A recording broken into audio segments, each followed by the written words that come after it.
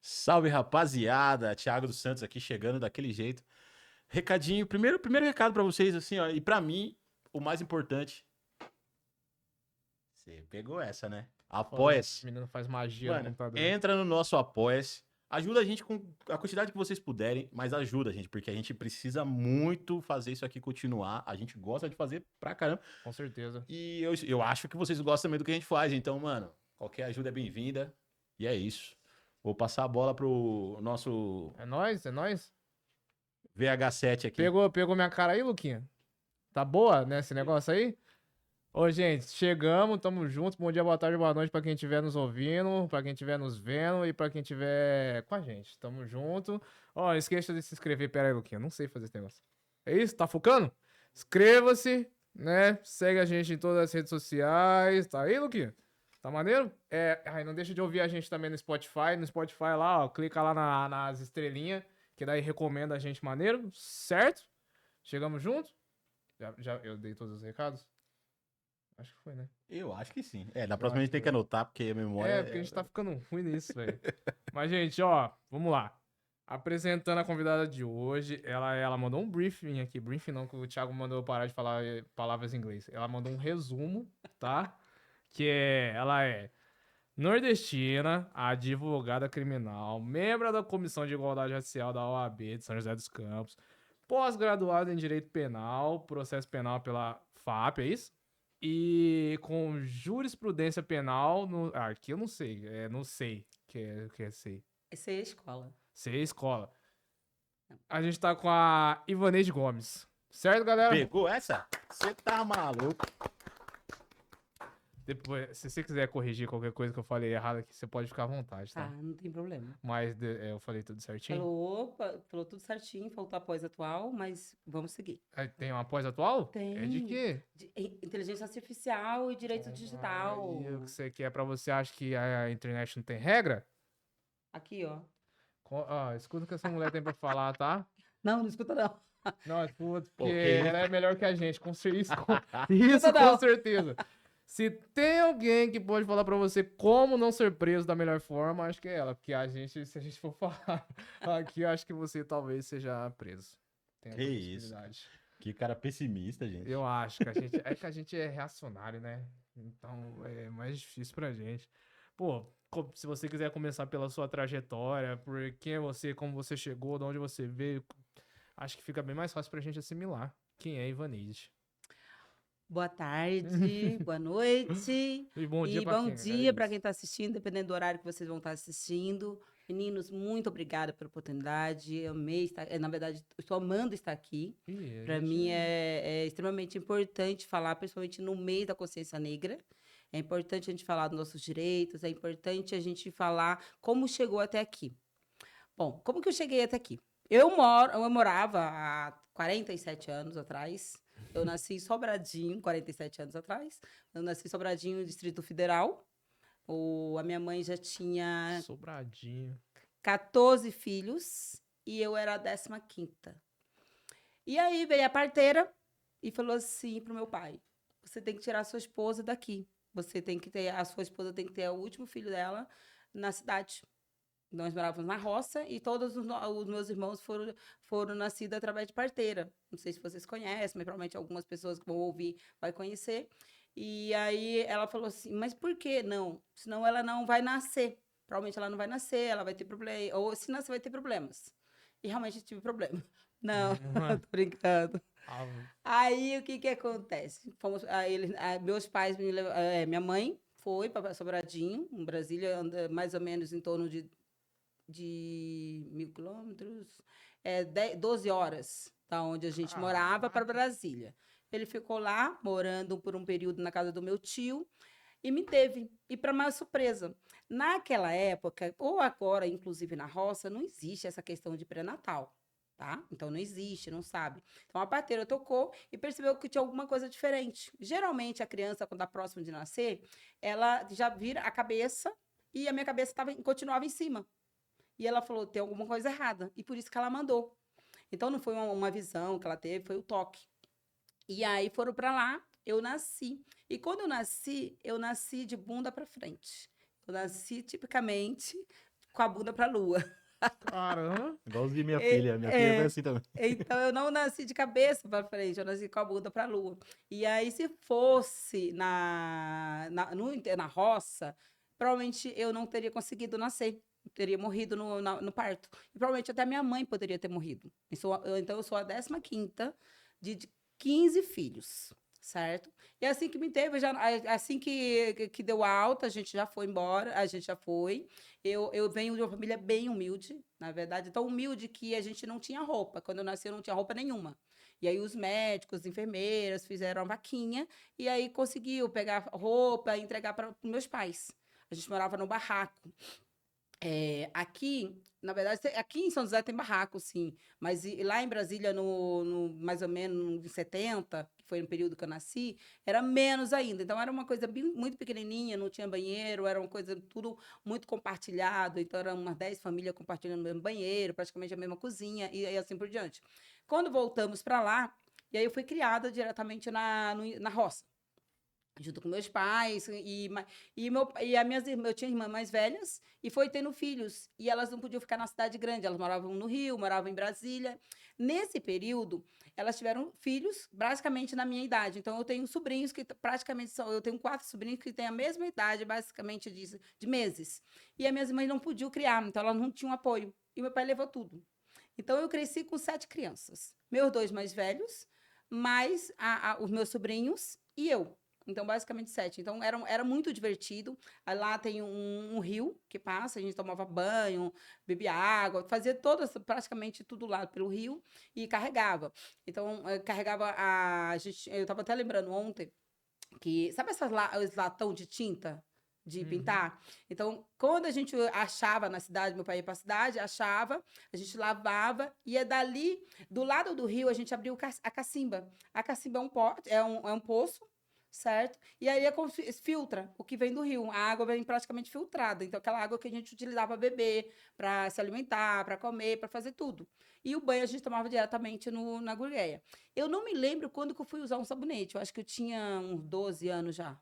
Sabonete, creme dental, essas coisas, a gente não eram algo para nós, certo? Então, a gente não tinha acesso. E aí, a gente ainda, inclusive, quando meu pai faleceu em 2017, em 2005, não, em 95, desculpa. Em 95, 2017 é ótimo. Eu tinha 17 anos que meu pai faleceu. E aí só que meu pai, ele sempre foi muito visionário. Ele não tinha muito estudo, ele já sabia ler e escrever, era alfabetizado. E o meu pai, ele era preto, e a mamãe é branca. Então, meus irmãos nasceram de diversas... Então, tem um moreno, um preto, um mulato, tem todas as cores.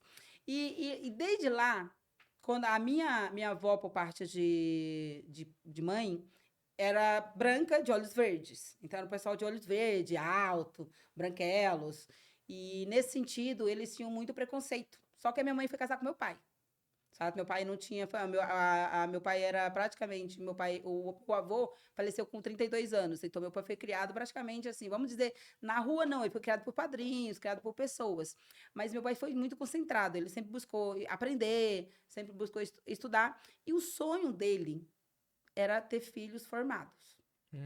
Só que as pessoas lá, elas casam muito rápido. Por exemplo, entre 14 e 16 anos é o limite. Você já tá. Quando você chegar aos 18 e não casou, você é velha.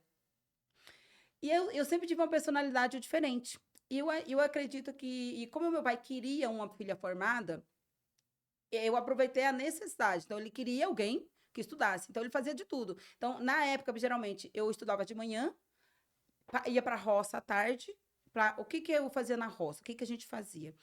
Tem um arado, não sei se vocês já ouviram falar, arado, vai abrindo espaço e você vai colocando feijão, vai colocando milho, vai colocando arroz. Então, eu ia colocando atrás e você vai fechando com o pé. Então, eu comecei exato, é engraçado. Lá na minha terra tem. É porque eu sou de Ribeirão Preto, né? E aí tem muito esse bagulho da agropecuária lá. E aí eu já vi muita gente fazendo isso.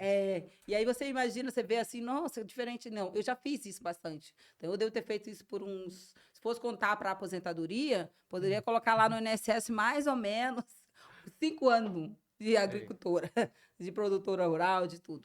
E aí, o que acontece? E aí teve a oportunidade de eu ir, eu comecei a estudar, alfabetizei na roça. E aí o que que acontece? Não tinha escola. Aí meu pai negociou com os políticos da cidade para abrir para contratar uma pessoa lá que sabia ler e escrever para dar aula para nós. Porque nós tínhamos 7 crianças. Então, praticamente a escola já praticamente completa pelos filhos pelos meus irmãos, meus sobrinhos. Então já dava bastante aluno. Mas e lá tem uma estatística que geralmente as famílias têm entre 5 e 6 filhos. Então, 4 casais já fechavam fez a a escola, escola, uma escola inteira. Tá? E aí meu pai negociou, ele trouxe, ele abriu um espaço do lado da casa, e aí as pessoas começaram a dar aula. Aí eu não lembro exatamente o que aconteceu, não deu certo, aí foi para uma outra pessoa. E aí a gente andava mais ou menos 40, 50 minutos, bem cedinho. 7 horas tinha que estar lá, tomava banho, lavava o cabelo, água gelada, tá? E de manhã tem frio, porque o Nordeste ele não é só calor, tá? Uhum. E aí a gente tomava banho, todo mundo, meu pai sempre acreditou que se você estudasse de manhã, lavasse a cabeça, tomava banho de manhã, a sua memória fica mais aberta. Você está mais aberto para o conhecimento. Então ele acreditava nisso e botava todo mundo para tomar banho logo cedo. E a gente ia, chegava meio-dia, almoçava e fazia a questão da roça. Então, quando eu alfabetizei, a gente foi para uma cidadezinha menor, um povoado. E aí lá eu comecei a estudar, eu acho que eu fui até a 5ª série. E aí depois eu fui ser babá, doméstica e babá. Porque assim, lá na minha cidade, onde eu continuei estudando, eu estudei lá até a 5ª série. E aí na 5ª série eu fui eu estudei, aí era assim, praticamente a gente trocava a residência. A gente tinha a residência por um prato de comida. Você fazia as coisas, ninguém pagava salário. Você cuidava dos filhos da patroa, certo? E para morar. Então, eu fiquei 2 anos dessa forma. E aí, até que a minha irmã do Rio me chamou para eu ir morar com ela. E aí, eu falei, nossa, é isso que eu quero. Quando minha mãe batia em mim, eu sempre falava, eu quero ir embora, eu vou embora para o Rio, vou embora para São Paulo. A gente não tinha referência. Eu vou embora para Brasília e Rio. Era essa a referência que a gente tinha. E aí, quando eu vim para o Rio, eu cheguei e aí eu tive um grande impacto, porque assim, teve assim um choque de realidade. O carioca, ele tem muito preconceito com o nordestino. Bastante. Não pela cor, não é cor. Lá não tem eu não senti essa questão de cor, mas o sotaque. O sotaque, de onde ele vem, né? E aí todos ficavam, eu ficava na escola, assim, cabeção, fala que você tudo, eu ficava imitando, e Paraíba, o que que acontece? Quando você fala Paraíba, o que que você entende de Paraíba? Você A junta o pergunta. Nordeste inteiro num estado só, Paraíba. Exato, mas por que que as pessoas chamam você de Paraíba? Qual que é a referência de um sulista? Qual é a referência de alguém de São Paulo? Alguma referência do Rio, quando fala Paraíba? Acho que é mais falta do conhecimento de estado, né? Não, na verdade, por exemplo, nós temos o estado, né, da Paraíba, mas quando se fala da Paraíba, a Paraíba ela acaba englobando todo o Nordeste. Então, eles chamam você de Paraíba como uma forma de bullying, Uhum. tá? Não é uma forma de você nasceu na Paraíba. E aí eu não entendia. Aí eu ficava me perguntando, mas eu não nasci na Paraíba, eu lembro que a primeira das palavras que eu aprendi foi saber as capitais. Não fazia parte do Piauí. E aí eu ficava me perguntando, mas mesmo assim, aí a gente seguiu, os preconceitos continuaram e assim por diante. E quando foi em 2003, eu vim para São José dos Campos. E aí eu cheguei em São José dos Campos, 2004 eu comecei uma faculdade de administração, queria fazer faculdade de direito. E aí um professor da faculdade falou assim, não, a faculdade de direito está muito saturada. Você vai passar muita fome. 2003. Aí eu falei assim, Falei, bom, eu já tô passando fome. Eu lembro que nessa época tinha uma galera numa gama de fazer administração de empresa. Aqui em Isso. São José.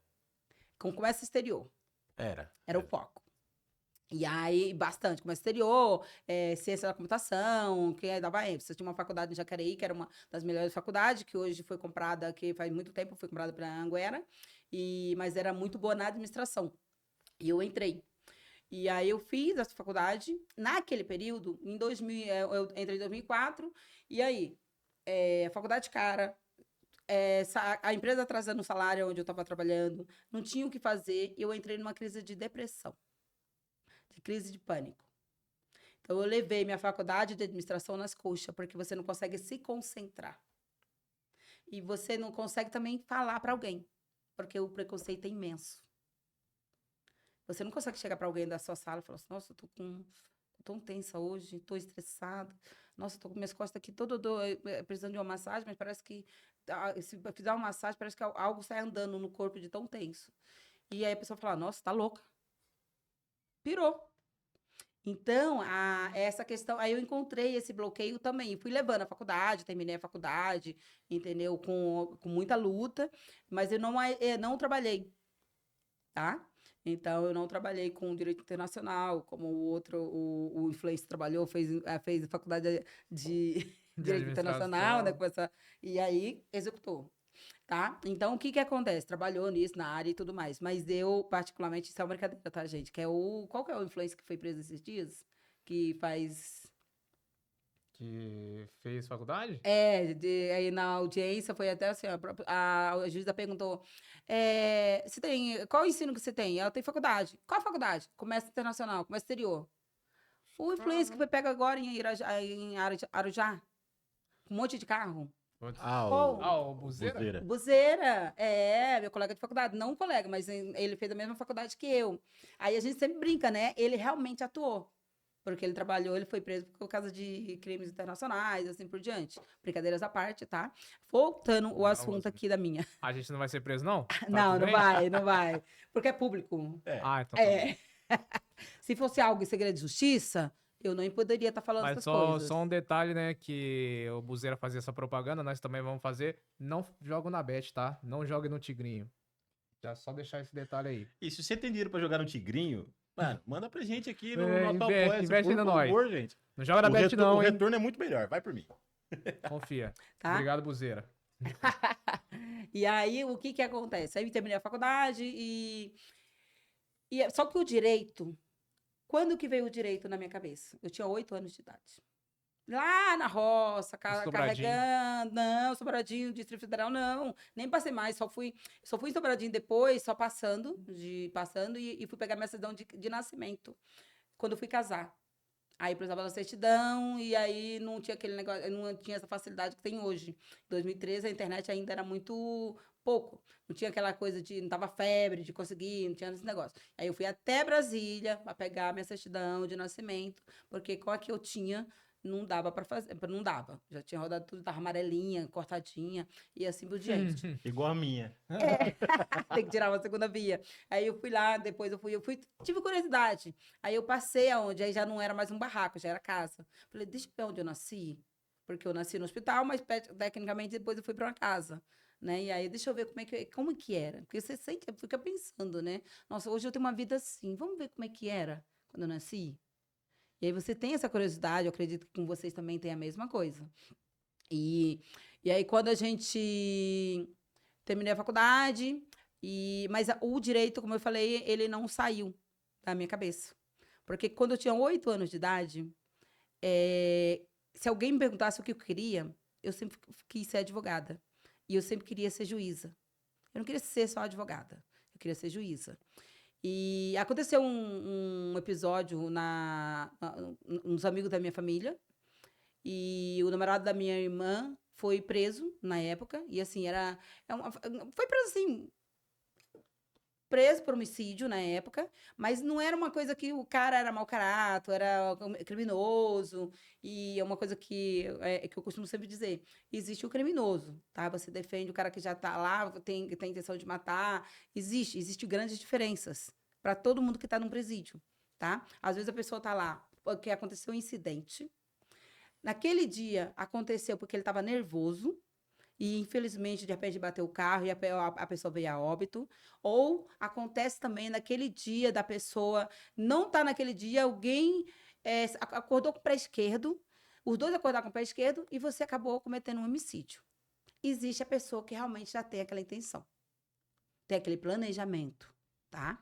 E aí tudo isso tem dentro de um presídio. Quando você pensa, nossa, agora as coisas estão muito mais difíceis. E tá mesmo difícil, porque se você pensa que aqui fora, eu penso de uma forma, eu vim de a minha base, tá? A minha estrutura, a minha origem. Olha a sua estrutura, a sua origem e tudo mais. Olha a sua. Quantas pessoas em uma sala, que é para caber no máximo 6, hoje está com 36? de várias cidades, certo? Do estado. E às vezes até fora do país, tem pessoas de fora, certo? Então você pensa nisso. Quando aconteceu isso, e aí eu fiquei pensando, as pessoas tudo preocupadas, chorando, desesperada, minha família, a família dele, a família, todo mundo muito preocupado, e eu falei assim, nossa, não deve ser legal, porque assim, 8 anos, você não tem noção, você não sabe qual a diferença entre uma pessoa falecer de morte natural ou alguém tirar a vida dela. Você não tem esse discernimento, tá? Então, aquilo ali, ela faleceu. Aí você não. Até você explicar. E não é uma coisa que você tem todos os dias. Você entra na TV, você assiste uma TV, você vê as pessoas falando de morte, de homicídio, de tiroteio, bala perdida, e assim por diante. Mas lá na roça você não tem essas coisas, tá? Um homicídio acontece o quê? A cada 100 anos, mais ou menos, a cada 20 anos. E aí, quando eu vi todo mundo sofrendo, eu falei, gente, todo mundo falando de advogado? Eu acho que esse negócio é bom. Porque aí todo mundo falando, não, mas ele vai tirar ele da cadeia, ele vai te salvar, vai fazer isso. Falei, eu também quero. Eu quero ter esse poder de ajudar e naquela mente, na época, eu quero salvar também essas pessoas.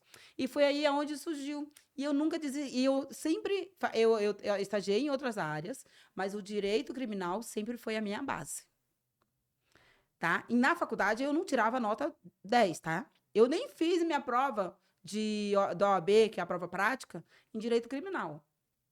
Mas a prática, que são coisas diferentes, eu sempre amei o criminal. Então, eu sempre vi o criminal, ele é assim, quando você trabalha na área civil, na área de família, você tem vários obstáculos, você contribui para muitas coisas. Contribui para o bem-estar de uma criança que está ali no meio de um divórcio dos pais. Você contribui, de repente, para conseguir um lar para aquela criança que os pais separaram e quer metade da TV, metade do carro e quer dividir tudo ao meio. Entendeu? Você está naquela confusão. Mas quando você está no direito criminal, você tem uma coisa muito mais além. Você tem uma vida de alguém. Na vida de alguém, quando você fala de vida, e eu até arrepio, você tem a parte mais importante. Hoje nós temos um direito que é a vida. A outra é a liberdade. Se você tem a vida, mas não tem a liberdade, você trabalha com a liberdade da pessoa. Quando você trabalha com a liberdade, quando alguém vai preso, as pessoas ficam zoando, tomando champanhe, tomando isso, por causa de um que foi preso em 2000 e bolinha, outro agora em 2025. E não vamos dar nem nomes aí, mas quando você trata de família, quando você pode entrar de repente numa piscina, falando de uma vida das pessoas que eu estou fazendo referência, entendeu? Entrar numa piscina, entrar num restaurante, sair a hora que quiser, dormir a hora que quiser, é totalmente uma coisa do que quando você está vigiado. Quando a pessoa fala assim, conseguiu restritiva de direito, vai ficar em casa com tornozeleira, vai ficar em casa até 6 horas da tarde, você sai. Isso também é uma prisão, tá? Você vir aqui conversar, bater papo, fazer brincadeira, de repente tomar um sorvete, ir no Big Mac, ir aonde você quiser, aquilo ali é vida. E aí, quando você procura um dia dos pais, dia de Natal, e o seu pai está preso, o seu irmão está preso, o seu marido está preso, o seu namorado está preso, porque assim, todo preso ele tem uma família, tá? Ele tem uma avó que se preocupa, ele tem a mãe que se preocupa, se não tem mãe, ele vai ter alguém. Gente, todos têm alguém, tá? Então é importante a gente sempre avaliar que até que ponto tudo que você comete e tudo que comete, o que acontece com os crimes patrimoniais, que são os maiores crimes que existem. Que é roubo de celular, roubo de carro, de moto, de bike. Você fala de bike porque as bikes estão caras hoje, tá? Hoje a bikezinha, no mínimo 2.000, 3.000, as bikes é isso. Tem muito. Eu fui esses dias comprar pro meu afilhado que mora comigo, o suporte para colocar, ele falou, olha, não pode colocar esse porque ele já tem 13,5 kg. Tá, o menininho tem 2 anos, menos de 2 anos já tem 13 quilos, grande. E aí eu falei assim, essa é quanto? 130 e pouco. Legal. Aí ele falou, mas você tem que comprar essa. Quanto que é? 600, suporte. Falei, não, eu levo a bicicleta. E espero o cliente, a criança crescer. Não, o suporte para criança é quase R$600. Eu falei, não. Então, o que acontece? A depender, se você pega uma bicicleta, vai custar mais que isso. Sim. Porque 2.000. Então, os crimes patrimoniais acontecem na grande maioria. tá? E é o mais importante, assim, quando se trata de crimes patrimoniais, você ter um viés, que é o viés da política pública. O que está tendo de política pública para segurar essas crianças, para que essas crianças venham a se envolver no esporte, na escola, em atividades extracurriculares? Como que está sendo feito na sua cidade? Como que é feito no seu bairro? E aí você analisa. Roubou meu celular, deveria morrer, tem que ficar preso lá 200 anos, 3 anos. Esses dias eu estava fazendo uma defesa de uma pessoa que depois por motivos pessoais, eu acabei saindo do caso, e essa pessoa, ela pegou 12 anos por causa de R$ 3.000. É o primário. Ou seja, nunca tinha roubado. Cacilda. E aí você pensa, imagina você ficar tudo isso por causa de R$ 3.000. Não, 12 anos é uma vida, gente. É uma vida, porque, Imagina. na verdade, pegou passivo exato, pegou 11 anos de alguma coisa. Mas aí, até quando chegar lá, um dia você olha com a cara feia pra alguém, aí você já aumenta, tá? Então, é impressionante, é uma vida. E cadeia não é 12 bombom, anos, não, mano. Cadeia tá? não é. Não é, tá? E aí eu até falei, eu fiz eu falei, esses dias eu fiz, e a minha cliente ainda não saiu tão satisfeita. Foi 14 anos por homicídio. Colocou mais 2 pessoas para ajudar. Esse foi bem montado, sabe? A intenção do meu cliente. Esse foi bem montado. Mas um exemplo, pegou 14 anos. Aí você pensa que 3.000 que você ganharia no salário, você vai para um negócio no mês, trabalhando, ou limpando quintal, 150 por dia, fazendo uma coisa, você imagina. Você pega 20 dias limpando quintal, automaticamente você pegou os 3.000. Agora você vai pegar isso, aí você fica... Gente, só que aí tem 3 filhos, tem esposa, tem mãe, tem Tem uma tudo história isso. por trás, Tem né? toda uma história por trás. E o juiz pegou tão pesado que eu falei assim, gente, você tem que pensar. Mas nesse caso, desculpa, mas nesse caso eu fico pensando que mesmo se ele não tivesse família, se fosse só ele no mundo, pô, 12 anos, será que seria justo? Isso é 12 anos, justo? Eu porque, também tipo me assim, pergunto. eu acho que ele ia perder muito tempo da vida dele, que ele poderia estar se corrigindo, fazendo, ou participando de políticas públicas, por exemplo, se qualificando de outra forma. Não tô dizendo que não devesse ser preso. Isso aí cabe à justiça condenar da forma que seja Isso. necessária. Mas 12 anos, eu acho que, sei lá, né? Eu também acho. Eu acho que que assim, o direito, eu sempre falo, o direito ele não é matemático. É impressionante, porque quando você fala assim, quando o cliente liga, ou alguém liga e fala assim, eu liguei para um advogado, o advogado falou, depende. Nossa, ele não quis me atender. Não é. É porque assim, tudo depende. Quando você fala, nossa, será que eu consigo absolvição? Será que eu consigo ganhar essa causa? Será que eu consigo isso? Depende. Você Tá? sofre algum preconceito das pessoas olharem pra você e falar, você defende bandido, assim? Entre aspas.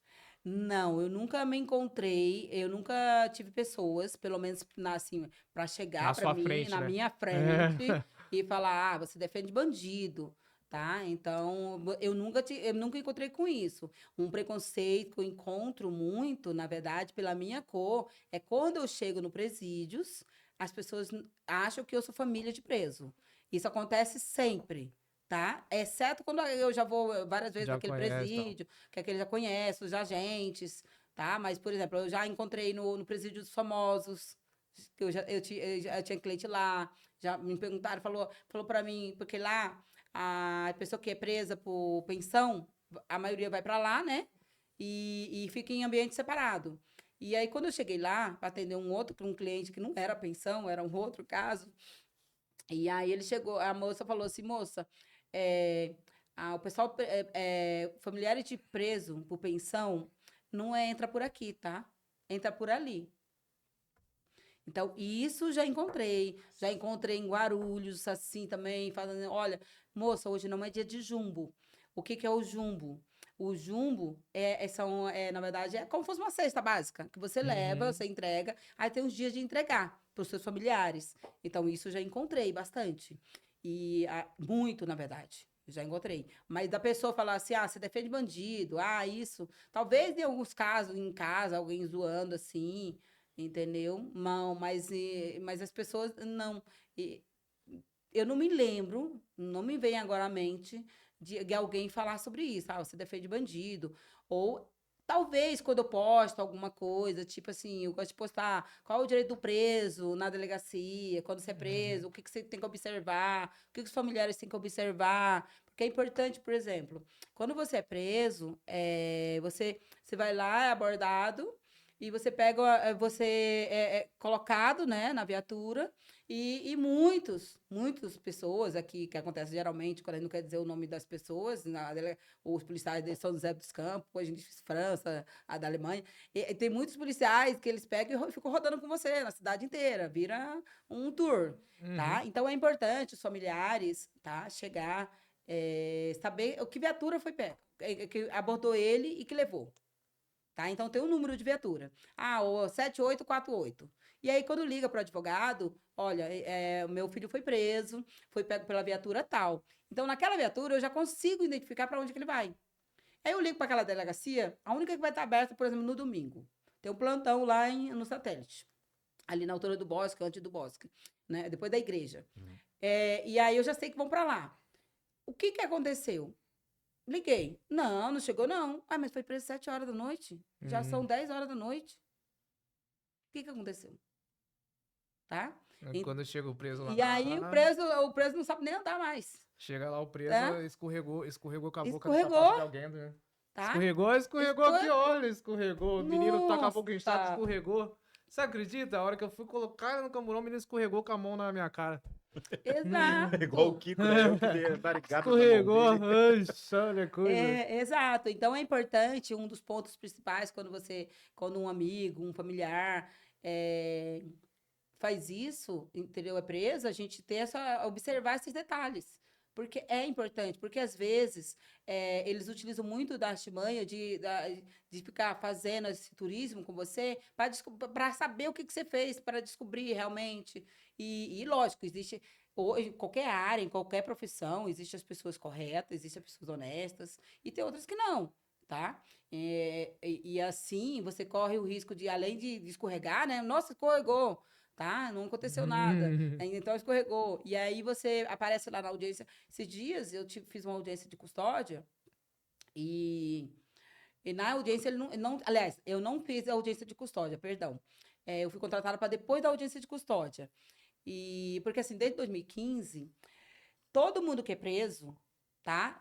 Mesmo que tenha mandado de prisão já antigo e agora foi capturado, ou a pessoa que foi presa em flagrante, elas têm que passar pela audiência de custódia, tá? Então, desde 2015 começou esse projeto, continua, que é para você averiguar. Antes, você demorava mais ou menos 2, 3, 4 anos para ir até um juiz, tá? Então, você era preso, ia direto para a cadeia. Isso aí é meio que tipo uma tentativa de diminuir as CDPs aí, né? Tipo, esse aqui vai pra prisão preventiva, esse aqui não. Esse aqui vai passar um tempo em casa pra ver se... Isso. Na verdade, foi uma maneira de encontrar uma redução, que na verdade, o Brasil, ele eu acredito aí que ainda seja o terceiro mundial de população carcerária. Mais de 800 entendeu? milhões de são vários. É a terceira. 800 mil, então, ela estava na posição de terceira. Tá? Continuava em terceiro e tinha uma população muito grande de encarceramento. E nessa questão, eles resolveram criar esse projeto, porque já tem em outros países, deu certo. Aqui eu acredito que deu certo. Alguns advogados dizem que não, um jurista diz que não, outro juiz que não, delegado, outro diz não. Mas isso, lógico, é opinião. Às vezes, naquela sua área, você preferia que não fosse todo mundo preso. E não é, né? Aí, isso ajuda você verificar a questão dos passeios, desse turismo que a pessoa faz, bateu a cabeça, E aí, nesse caso, foi interessante. Aí me contrataram depois, eu fui assistir a audiência, para ver se na audiência tinha tido alguma ilegalidade. E aí eu verifiquei que o cliente, ele estava todo sangrando, aqui, na audiência de custódia. E aí eu fiz o pedido de liberdade dele. Não, mas não tem ilegalidade. E aí eu falei assim, aí eu marquei um despacho com o juiz, que é encontrar o juiz ou por videoconferência. Falei, excelência, eu gostaria muito que o senhor desse uma olhada no vídeo da audiência de custódia e mostrar para mim se aquilo ali não foi uma violência policial, se não causou ilegalidade nessa prisão. E dá para dizer que é violência policial mesmo se não foi o ferimento ali foi causado pelo policial, porque ele tinha que ser atendido antes, né? Também. E tinha que passar, por exemplo, hoje eu estou com alguns casos que não faz a solicitação no ML, mas não passa. Então, aí, ó, cadê? isso é um tipo de violência. Entendeu? Isso é um tipo de violência. tá? E é um tipo de ilegalidade que você pode alegar. E aí eu consegui a liberdade dele, porque assim, eu falei, excelência, eu quero que o senhor faça. Eu sei que ele tem uma ficha de criminalidade, era violência doméstica, né? Eu sei, mas olha só, isso não justifica a força policial. Você fala para mim que não tem, porque o promotor já tinha dito no pedido que não tinha tido violência policial, porque a audiência de custódia já tinha averiguado na audiência de custódia e não tinha visto isso. Já tinha, se não tinha visto, é porque não tinha. Isso que ele justificou. E eu falei assim: tem, porque olha o vídeo. Tá aqui na audiência de custódia, o menino sangrando. Como vê esse sangramento, se veio por causa que ele caiu, ou se se ele. Mas pode ser que ele mesmo causou, porque de repente foi debater. Eu falei, como debater? É uma única pessoa, tinha 5 policiais. Vamos contar com 4, porque nós sabemos que o ideal é o motorista não sair, que é o que cuida da viatura. Então, você, por exemplo, a viatura tem 5. A tendência é você sempre trabalhar com os 4, porque um tem que vigiar. Se aquele que estava vigiando, uma das coisas que a gente sempre encontra, é a questão de mini falha. Aquele que estava vigiando está na rua, então, aonde está a viatura? Como que estava? Certo? Tá? E aí, e tem essas nuances que é importante você observar, porque o direito penal, eu sempre falo que você pega nos detalhes. Você vai encontrar nos detalhes. Porque se eu não tivesse observado a audiência de custódia, aquele monte de sangue saindo do cara, eu ia seguir o promotor, falar, realmente, foi observado na audiência de custódia, realmente ele estava de boa. Não tinha nada. O Ministério Público falou que não estava de boa. Se a defensoria, que era o advogado naquele momento dele, não viu isso e não pediu para ele ser solto justamente por causa disso, então, pode ser. Então, é importante. E aí eu fui, aí o juiz, porque assim, o que ia acontecer numa situação dessa? Eu acredito que, a partir do momento que você faz isso, hoje o despacho com um magistrado geralmente é gravado. Eles gravam até mesmo para prevenção, para se cuidar, né? E aí, quando você pega, faz isso e sabe que aquele advogado vai bater naquela tecla, aí vai bater na corregedoria. Aí vamos fazer a investigação dos policiais. Uhum. Aí o que vamos fazer? O que é melhor? Deixar o cara responder em liberdade em casa ou ficar comprando briga? Vamos fazer o seguinte: vamos fingir que eu não vi, que ela não pediu, mas ele. Cabe uma liberdade provisória.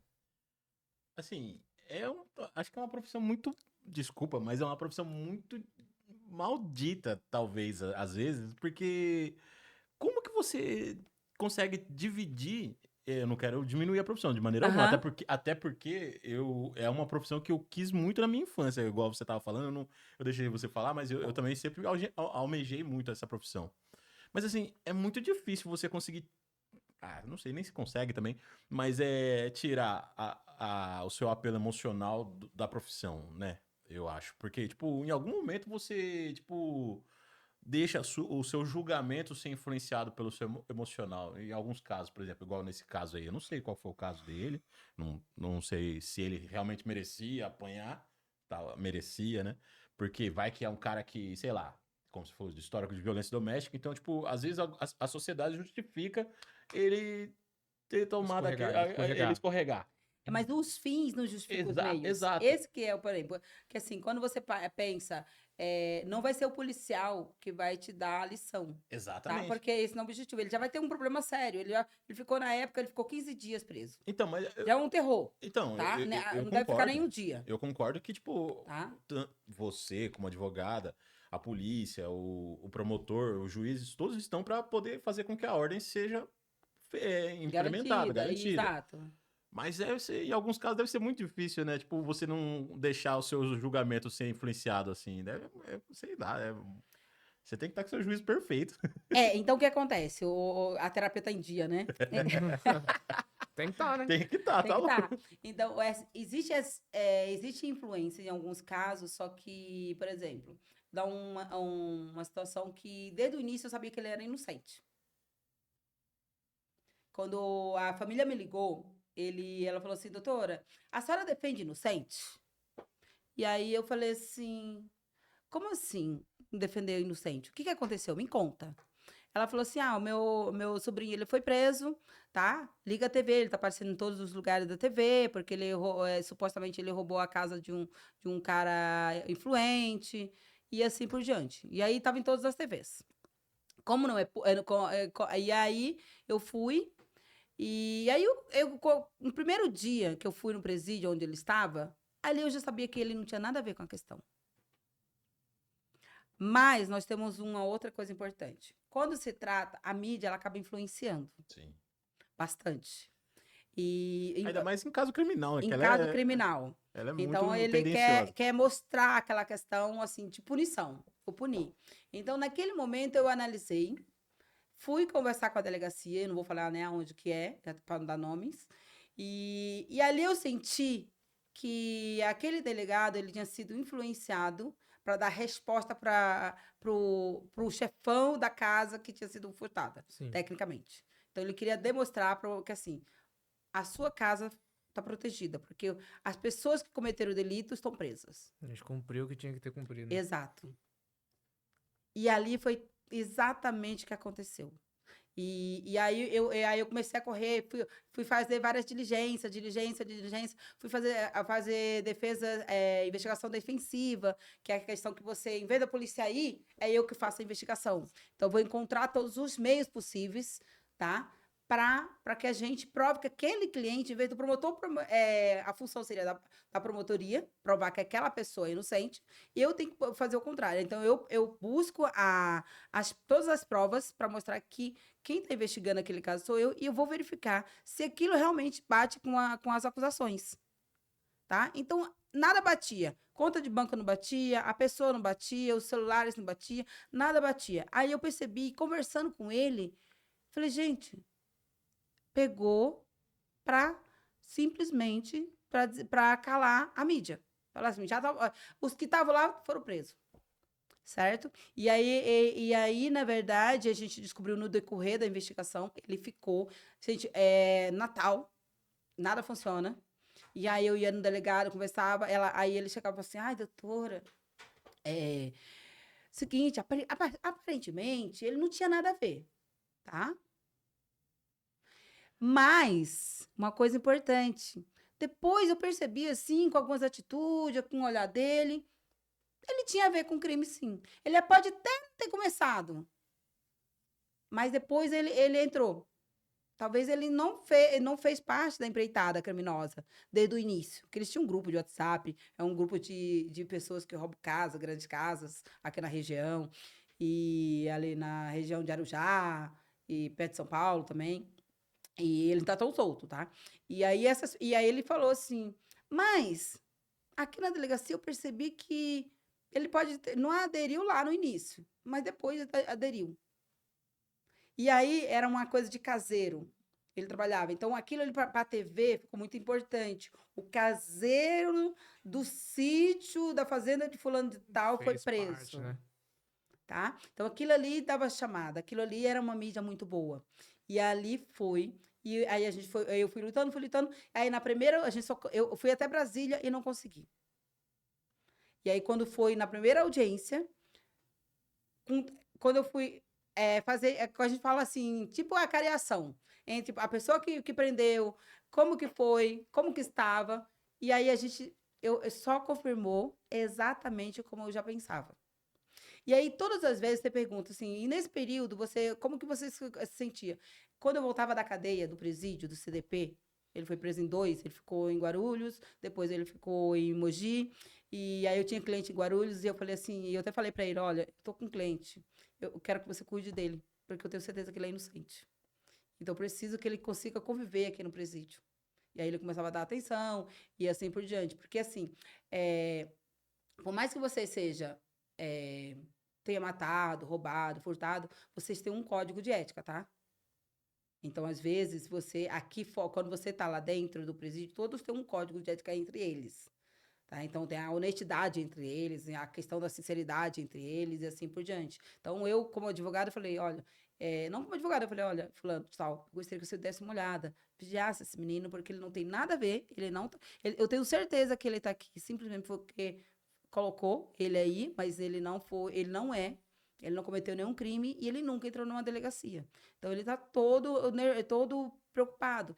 E eu não ficava muito tempo no CDP, porque aquilo me dava uma dor. Muito. Aquilo ali doía. Eu saía de lá querendo arrancar aquele menino do CDP. Então, aquilo ali eu acabei misturando, tomando uma questão para mim. Porque era muito injusto. E aí, depois de 6 meses, a gente conseguiu a liberdade provisória.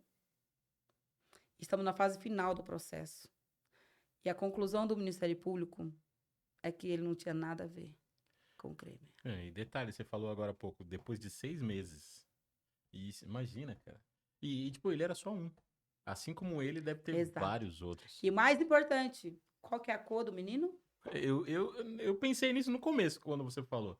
O Ele é crime preto. dele foi ele nascer. É preto. Então. Ele nascer preto e pobre. E sabe qual que é a cor dos outros que estão foragidos? Loiros, ruivos, brancos, de famílias Eu não sei. classe média pra cima. Eu talvez não usaria Tá? nem a palavra foragido, né? Eu talvez, não sei, posso estar usando um pouco do sensacionalismo aí, mas acredito que não, é só alguns juízes, alguns deputados aí que deixaram eles lá. Só não quero prender. Na questão do delegado, eles até entraram. Logo depois aconteceu um outro assalto próximo também. E aí tem um outro processo, mas só que o mais engraçado, a abordagem. Como é público esse processo, eu posso até comentar um pouco dele, mais ou menos. Na hora da abordagem, foi abordado por uma polícia especial de helicóptero que vem. E não é o Águia, é um outro, de São Paulo, que é específico para esse tipo de floresta, matagal. E nesse período, eram 3. Era supostamente o meu cliente e tinha mais 2, que eram realmente as pessoas que cometeram. Que aí ele foi levado como refém. E aí, de refém, ele virou o acusado. E aí, na audiência, eu questionei. Espera só um segundo. Eram 3 que estavam lá junto com ele e mais 2. Por que as outras pessoas não foram presas? Nós não conseguimos pegar. Bate um ódio. Aí eu falei, não conseguiu pegar? Eles estavam um do lado do outro. E não conseguiu pegar? Os outros. Eles entraram, depois atravessaram a Dutra, foi pra lá. Eu falei, gente. E esses são exatamente os ruivos e os brancos, lá de classe média alta, que são os chefes dos chefes. E aí, e não conseguiram pegar até agora. Tá? Deve estar em algum lugar, aí em alguma praia, em Guarujá, lá em Santa Catarina, tá? Naquela música. Eu desceu gostaria de fazer um Desceu pro comentário. ABC. Eu gostaria de fazer um comentário onde talvez eles estivessem, mas eu quero manter minha integridade. Mas o Pode ruim ser preso, é né? que mesmo, Não, não é nem mesmo, questão de ser preso, é sei lá, né? Pior do que isso. o ruim é que mesmo depois de inocentado, ele ainda fica com a ficha criminal, né? Ah, O menino, o ele rapaz, sai né? com- Ele sai com o histórico quando você vai puxar, entendeu? Ele vai puxar, e aí, mas só que aí vai ser arquivado. Aí a gente tira, mas vai aparecer. Aquele processo vai existir. E pior que E esse a- menino, se ele for se tentar algum emprego que precisa que ele tire o histórico lá de criminal, como eu já trabalhei em empresas que precisam que tire o histórico criminal, vai aparecer onde lá eu tô. e aí vai empatar a vida desse moleque de um jeito que, nossa senhora. Ou, sei lá, se ele é abordado pela polícia e a polícia vê que ele tem algum histórico ali, dependendo do policial, se ele não tá no melhor dia dele. Se acordou com o pé esquerdo, você fala com o pé esquerdo, e aí geralmente aí você vai falar, nossa, e agora? Aí vai ser levado, abordado, mas Sim. aí fala, ó, você participou, tem um monte, porque são várias pessoas, uma organização, porque eles queriam classificar eles como organização e tudo mais. Tem empresa Que que é eu um- trabalhei que tinha que levar os antecedentes criminais, e mesmo não tendo nada, você tem que levar. Tem que E levar. esse menino que, teoricamente, ele não tem nada, né? Porque Não ele foi tem nada, vacinado, mas vai mesmo aparecer. assim vai Ele aparecer. vai aparecer. Ele aparece, tá? Vai aparecer lá, de repente puxando, vai aparecer absorvido. E aí tem um período que você pode, que a gente chama de reabilitação criminal, tá? Que é você limpa a ficha. Mas até lá é uma pessoa humilde, é uma pessoa pobre, tá? Então ele é o preto e pobre, tá? E caiu nessa. Vai limpar E nunca. aí tem. E, inclusive, eu quero até, no dia que sair a sentença, que eu acredito que vai sair a sentença favorável, o Ministério Público já foi favorável, eu segui pedindo favorável, eu vou até, inclusive, levar para lá e dar a notícia para ele dentro de um restaurante, o restaurante que começou tudo. Tinha todas as câmeras das pessoas. E aí, quando eu fui fazer a investigação defensiva, eu consegui contar com os proprietários desse restaurante. E eles pegaram as imagens, me deram, tudo mais, falou assim, e não constava eles. E os outros, tinha mais outros, que se eu não me engano, era o 7, era 10, era um monte, tá? Tinha o motorista tinha 2 motoristas de aplicativos no meio, certo? Que pegou, levou essas pessoas até lá, depois saiu. Então, para você começar a ter uma ligação entre o crime e o meu cliente tem que, pelo menos, conhecer e estar no grupo do WhatsApp, que eles tinham um grupo do WhatsApp. E na perícia não tinha o meu cliente nesse grupo. E lá na filmagem não aparecia ele fazendo nada. Simplesmente ele foi embora. Simplesmente entrou, desceu do ônibus, foi trabalhar e tudo mais. Aí você chega para uma pessoa que tá, de repente, dando canal, que dando olha, vai tá vazio, vai estar isso, vai estar aquilo. Você vai ficar o quê? No mínimo meio nervoso, né? Eu acho. O seu primeiro. Então você tem que observar todos esses detalhes. Esperar de um país que mata o cidadão que tá voltando do trabalho com a marmita na mochila, mata o pai de família que tá com guarda-chuva na mão, que é confundido com fuzil. Que esperar de um... Não, é complicado. É complicado. Ó, eu tô curioso, tá? Mas pra saber, pra entender também. Como é o procedimento para você conseguir entrar num presídio para você visitar seus clientes? É o mesmo procedimento que a mãe de família passa? É tudo igual? Ou por exemplo, um amigo vai visitar? Porque eu já ouvi falar que para você entrar no presídio tem vários... Tem que ir lá e se mostra e faz não sei o quê. Não sei se com advogado também é assim. Então, o que acontece? Teve várias alterações. Na verdade, teve agora a visita a... Fugiu a palavra agora, na abordagem, quando você verifica com alguém, como que é o nome? Depois eu vou lembrar. Mas agora, existe, os advogados, eles têm um padrão para entrar e ver seus clientes, é um procedimento diferente do procedimento do pai, ou da mãe, ou da namorada, ou dos familiares, tá? Os contatos, inclusive, é diferente, o telefone, a maioria é diferente, a maioria dos presídios, tá? E então, você faz Quando eu entro, vamos dar um exemplo. Quando eu entro como advogada, geralmente eu mando um e-mail, falo que quer falar com fulano de tal, com o cliente, eles agendam, e aí eu compareço no dia marcado. E aí passa pelo detector de metal, tá? Verifica se tem alguma coisa. Uma coisa que era importante observar que é obrigado você ser acompanhada por uma mulher, tá? Uma agente mulher, mas nem todos vezes acontece. Porque quando você passa ali pelo scanner, você vê exatamente. Se você tiver menstruada, vai ver que você está com absorvente, tá? Então você vê tudo. E aí o ideal, entendeu? Na hora que Na você verdade, for a passar no scanner, necessidade tem uma agente tem um mulher agente com mulher você. passando com a gente. Só que nem todos os presídios têm isso naquele momento, naquele horário. Tá? Acontece, já aconteceu de passar. Eu não me importei naquele momento, mas é importante a gente ressaltar que, assim, você pode simplesmente falar que não vai fazer, que precisa de alguém, tá? Então, não passar enquanto uma mulher não chegar. Então, você pode fazer isso, você deve, tá? Porque é o seu direito de você passar com uma mulher. No dia a dia, nos dias de visitas das meninas, primeiro tem uma lista, tá? É até importante aqui passar, se for ouvir essa parte, que quando um familiar é preso, pode todo mundo ir visitar? Não. Não pode. Você tem uma quantidade. Luquinha, depois você faz esse corte aqui, por favor, que ela vai falar, ó, foi preso? A mulher vai falar aqui o que pode fazer, o que não pode, o que pode levar, o que não pode e quem pode. Tá? Então, geralmente, você faz o seguinte: quando você Se é bem que o cara que é preso, preso não vai escutar nós, talvez. Mas, Mas a família vai. mas a família vai. tá? Os familiares, quando você é preso, geralmente pessoas que nunca tiveram a primeira vez. Existe sempre a primeira vez de alguém, tá? Na prisão você fica muito perdida quando um familiar é preso. E quem pode participar, quem pode ir lá, quem pode visitar? A namorada pode? Não, tá? Então, existe a sequência. Vamos fazer uma comparação de herança. Tá? Quando você é casado com alguém, existe a sequência. Primeiro é sua esposa, seus filhos e tudo mais. E no presídio, para você entrar, não é os amigos que vai entrar, são fulano que vai entrar, exceto quando. Primeira coisa, começa com os pais, os irmãos, certo? Filhos, esposa. Ah, mas fulano namora ciclano e ela já entrou. Pode. Aí a gente chama de uma declaração de hemasia.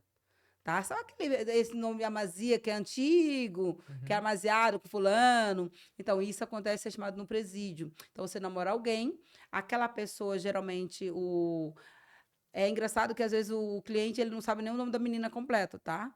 Aí, o advogado passa o nome completo para ele, aí depois ele avisa no presídio que o fulano completa. Porque, às vezes, você fica muito, assim, a pessoa conhece Eu já atendi cliente que estava namorando uma semana. tá? E aí a pessoa foi presa, e aí fizeram a declaração, pegou o nome dela completo, informou, olha, eu quero que minha namorada, que a gente já tá há bastante tempo, venha me visitar. E aí coloca o nome, faz a entrevista aí o assistente social faz a entrevista com ele, para saber as ideias, por exemplo, quantos anos você conhece ela, como que ela é, e entra para saber se bate, tá? E aí faz com ela, para saber também. Mas lógico, o advogado vai fazer aquela a interferência, mediar aquela situação. Há tantos meses, inclusive a gente tem um modelo no escritório que faz essa declaração. E assim por diante. Então, aí você consegue. Aí a pessoa não tem, você não tem pai que vai te visitar, você não tem irmão que vai te visitar, e não tem namorado, não tem ninguém. Aí você pode escolher um amigo, tá? Para te visitar.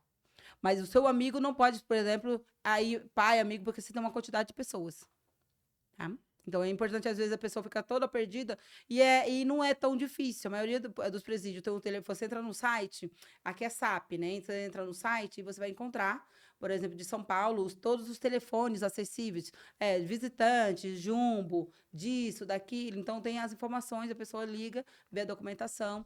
A documentação, todas têm que ser registrada em cartório, tá? Não é simplesmente uma documentação chegar aqui, nossa, pode ser isso? Não. Tem que ser original e reconhecida em cartório. Tem que estar com o documento impresso ou não necessariamente? Não, a todos vão impresso, na verdade. O impresso ou vai escanear e vai mandar pelo e-mail deles. Aí, por exemplo, eu sou uma mãe de família. Meu filho foi preso. Eu vou lá visitar. O que eu posso levar ou não levar?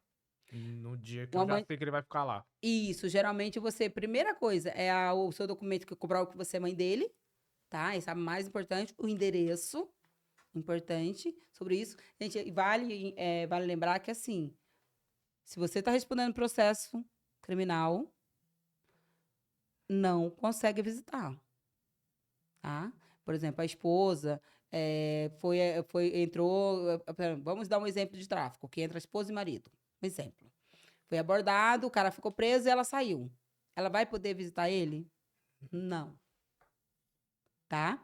Porque é o seguinte, ela está respondendo o mesmo processo. Ela está respondendo ali, então ela tem uma ficha criminal. Maria da Penha foi preso. O esposo foi preso. A mulher vai poder ir lá visitar? Porque a Maria da Penha funciona assim. É uma lei extremamente importante, mas muita gente abusa dela, tá? Uhum. E aí, o que acontece? Briga hoje, chama a polícia, prende, amanhã quer visitar o cara. Não pode. Tem a medida protetiva. Então, ela não pode entrar. Porque ela tem um processo. Aquela pessoa que ela está presa justamente por um processo de medida protetiva e de afastamento. Então, você não pode. Tá? Então, aquilo ali você não pode. A pessoa que está respondendo o mesmo processo tende a você não fazer a mesma comunicação.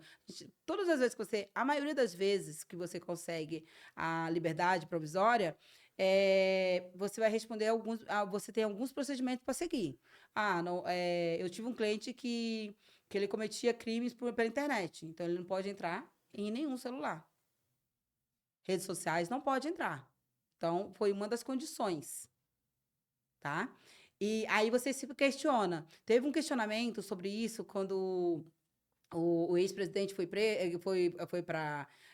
ficou preso com tornozeleira. Ele falou, não, mas ele mexe no celular, mas isso não está na lei. Não é exatamente. O que assim, ali no 319, no CPP, não tem todas as regras que você pode adquirir. Por exemplo, o seu crime, o seu crime foi de quebrar bar. Foi lá quebrar bar. A partir do dia que você consegue a liberdade, você não pode entrar mais em nenhum bar. Tá? Tá no código 319? Não tá. E aí, por exemplo, o meu cliente, por exemplo, ele cometia delitos pela internet. Sabe? Aqueles Discord, ele participava dessas questões. E aí, o que o juiz falou? Doutora, consigo liberar, mas adeus a internet. Celular, adeus. Certo? Nem para ligação. Não, nada que tenha acesso à internet, tá? As redes sociais e tudo. Então, ali é uma condição. Se ele descumpre, aí como que vai descumprir? Eu também gostaria de saber, ainda minha pós ainda tá um pouquinho no início, Uhum. tá? Então, o que que acontece? Porque assim, como que eu consigo saber que aquele cliente está pegando? Mas eu consigo, se ele cadastrar um e-mail, através do IP, a polícia vai descobrir, tá? Então, tem essa questão de controle. Como você pegou o celular? Então, existe essa restrição. Você pode, você vai responder, mas você não pode. Ó, não vai mandar. Então, quem fala comigo hoje é a irmã dele, a mãe dele, assim por diante. Tá? Então, cadastrou qualquer e-mail que tenha isso, é interessante, engraçado, porque geralmente eu entendo que talvez seja dos meios que você coloca de localização, é próprio CPF, né? Uhum. Você vai colocar o CPF para tudo hoje, né? Uhum. Pra tudo hoje. E aí você coloca, eu acho que já bate lá no sistema e falou, nossa, entrou, Outra tá? pergunta que eu tenho é, por exemplo, quais são os processos para chegar até realmente a liberdade total? Primeiro eu tenho que passar pela condicional, primeiro eu tenho que ter saidinhas. Como que eu ganho esses prêmios não, né? Mas esses benefícios de, por exemplo, ter uma saidinha, ter tal.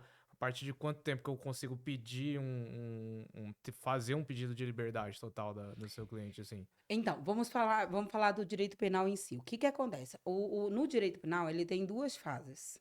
É a fase do conhecimento e a fase da execução, tá?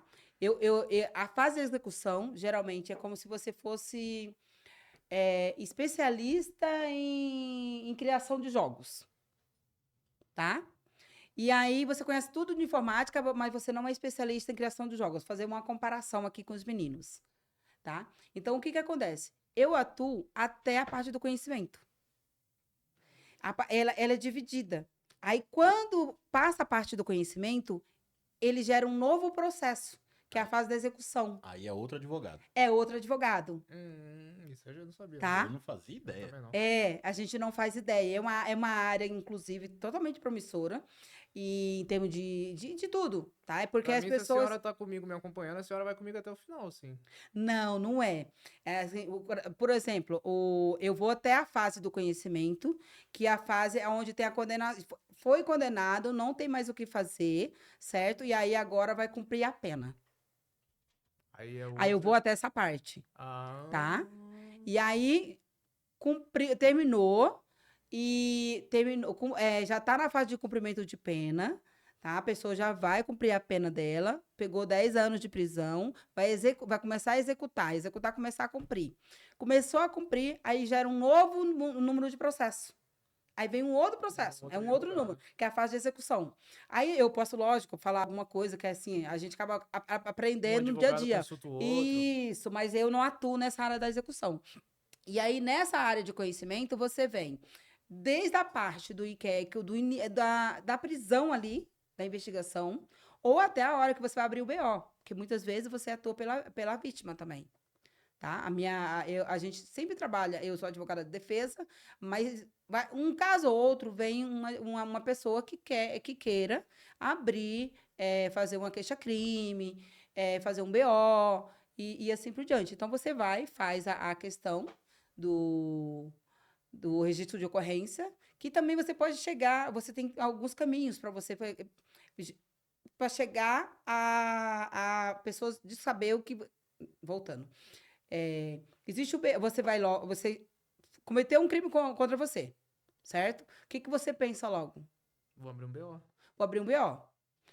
Você pode ir na delegacia, tanto de forma digital, como diretamente presencial. Como tem tudo na forma digital, tá? Até hoje a maioria dos crimes, 90%, até a violência doméstica já colocaram também na parte digital. E aí você entra na parte, aí você entra, cadastra lá, ele direciona à delegacia. O local do fato vai definir a delegacia. O que aconteceu, geralmente? Aconteceu aqui, no Esplanada. Qual que é a minha delegacia mais próxima? Eu acredito que seja a primeira ali, a do centro, né? Sim. A primeira, ali é a primeira. Então, a primeira DP. Então, eu vou para o centro. Então, o meu caso vai ser investigado por eles. Mas eu posso também cometer um crime. A pessoa cometeu um crime contra mim. Eu tenho todos os dados os dados dela. Eu posso contratar já diretamente o advogado e ele entrar com a queixa-crime diretamente no tribunal. Certo? Ah, mas eu também quero... eu cometer um crime. E eu não quero ir na delegacia. eu também entro no site do Ministério Público e faço a denúncia. Que daí, no caso, E você aí, como advogada que vai no lugar. não, a própria pessoa já consegue fazer a pessoa física, que ele entra pelo GOV e faz isso. Mas o outro, a queixa-crime, seria com a gente, Entendi. com o advogado. Tá? Então, tem esse meio. Então, você consegue fazer esse meio da pessoa. Aí chega aí você vai contar a sua história toda, os fatos que aconteceu, e automaticamente o Ministério Público vai mandar investigar se aqueles fatos realmente ocorreram. E aí ele já pula uma etapa. Existem alguns crimes que eles vão ser investigados independente da sua vontade. Tá? Nem todos os crimes você fala assim, eu tenho o poder de decidir. Ah, não quero, foi fulano que fez, é meu amigo, é fulano, então eu não quero que ele seja preso, ou que seja investigado criminalmente. E outros, depende de você. Então, a gente chama de representação criminal. Os crimes, por exemplo, de lesão, 147, 129, de injúria, tá? Mas não se trata de injúria racial, porque mudou de 2023 para cá, tá? Anterior a 2023. E aí, esses crimes, eles precisam de representação.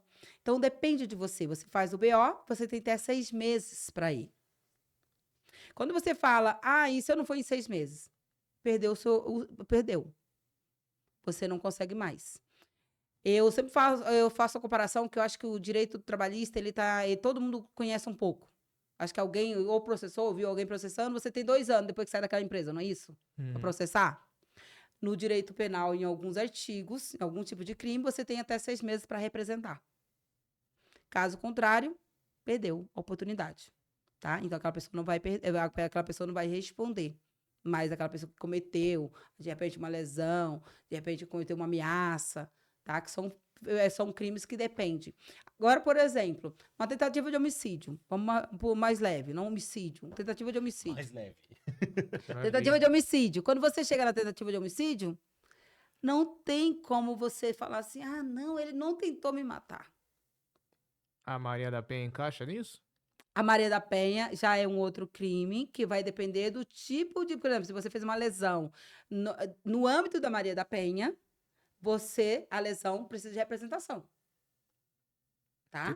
Se você fez ameaça, ela não muda. Se você fez ameaça no âmbito da Maria da Penha, também faz. Porque a Maria da Penha é o seguinte, hoje, na verdade, compreende tanto o hétero como o homossexual, então independente. Mas só o fato de você estar ofendendo alguém por ela ser do sexo feminino, ou por sentir feminina, você está no âmbito da Maria da Penha.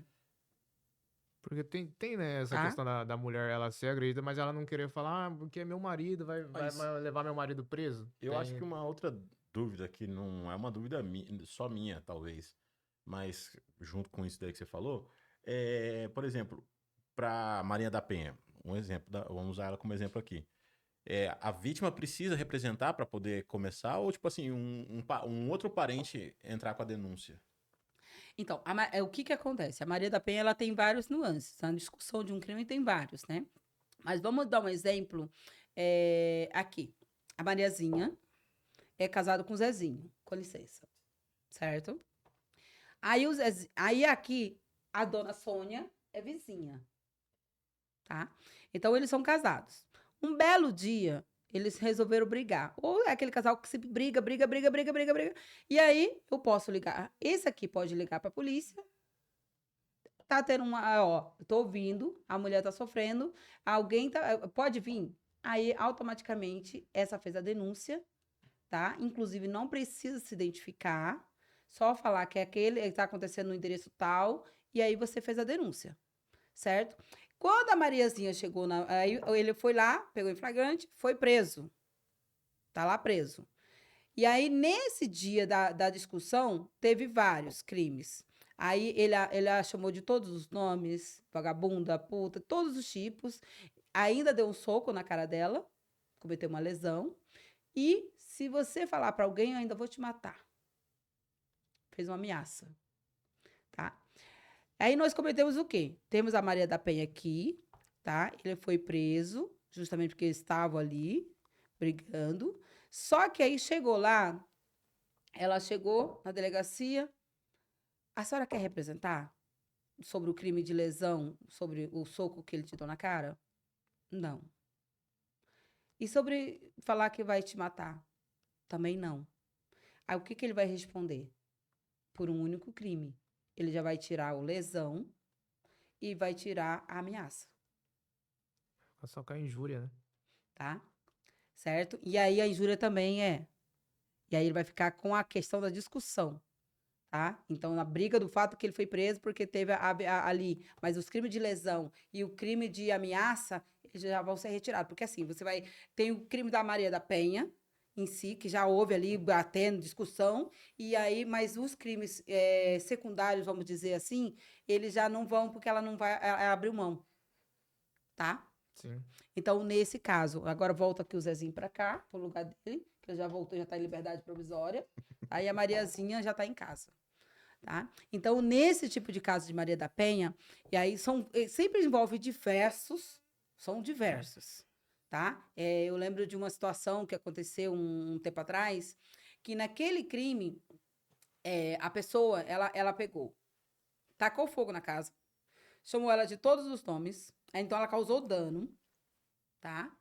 E aí, na hora de representar, ela representou a todos. Ele respondeu por 6 crimes. Tá? E aí somou tudo, porque ela representou todos eles. Mas tem diversos casos que não representa. E aí a pessoa só vai responder naquele momento que aconteceu. Aí a gente busca, o advogado vai buscar o visto de fato, que ali aconteceu, 21, que é de um mês até X dias, e assim por diante. E aí, o que acontece?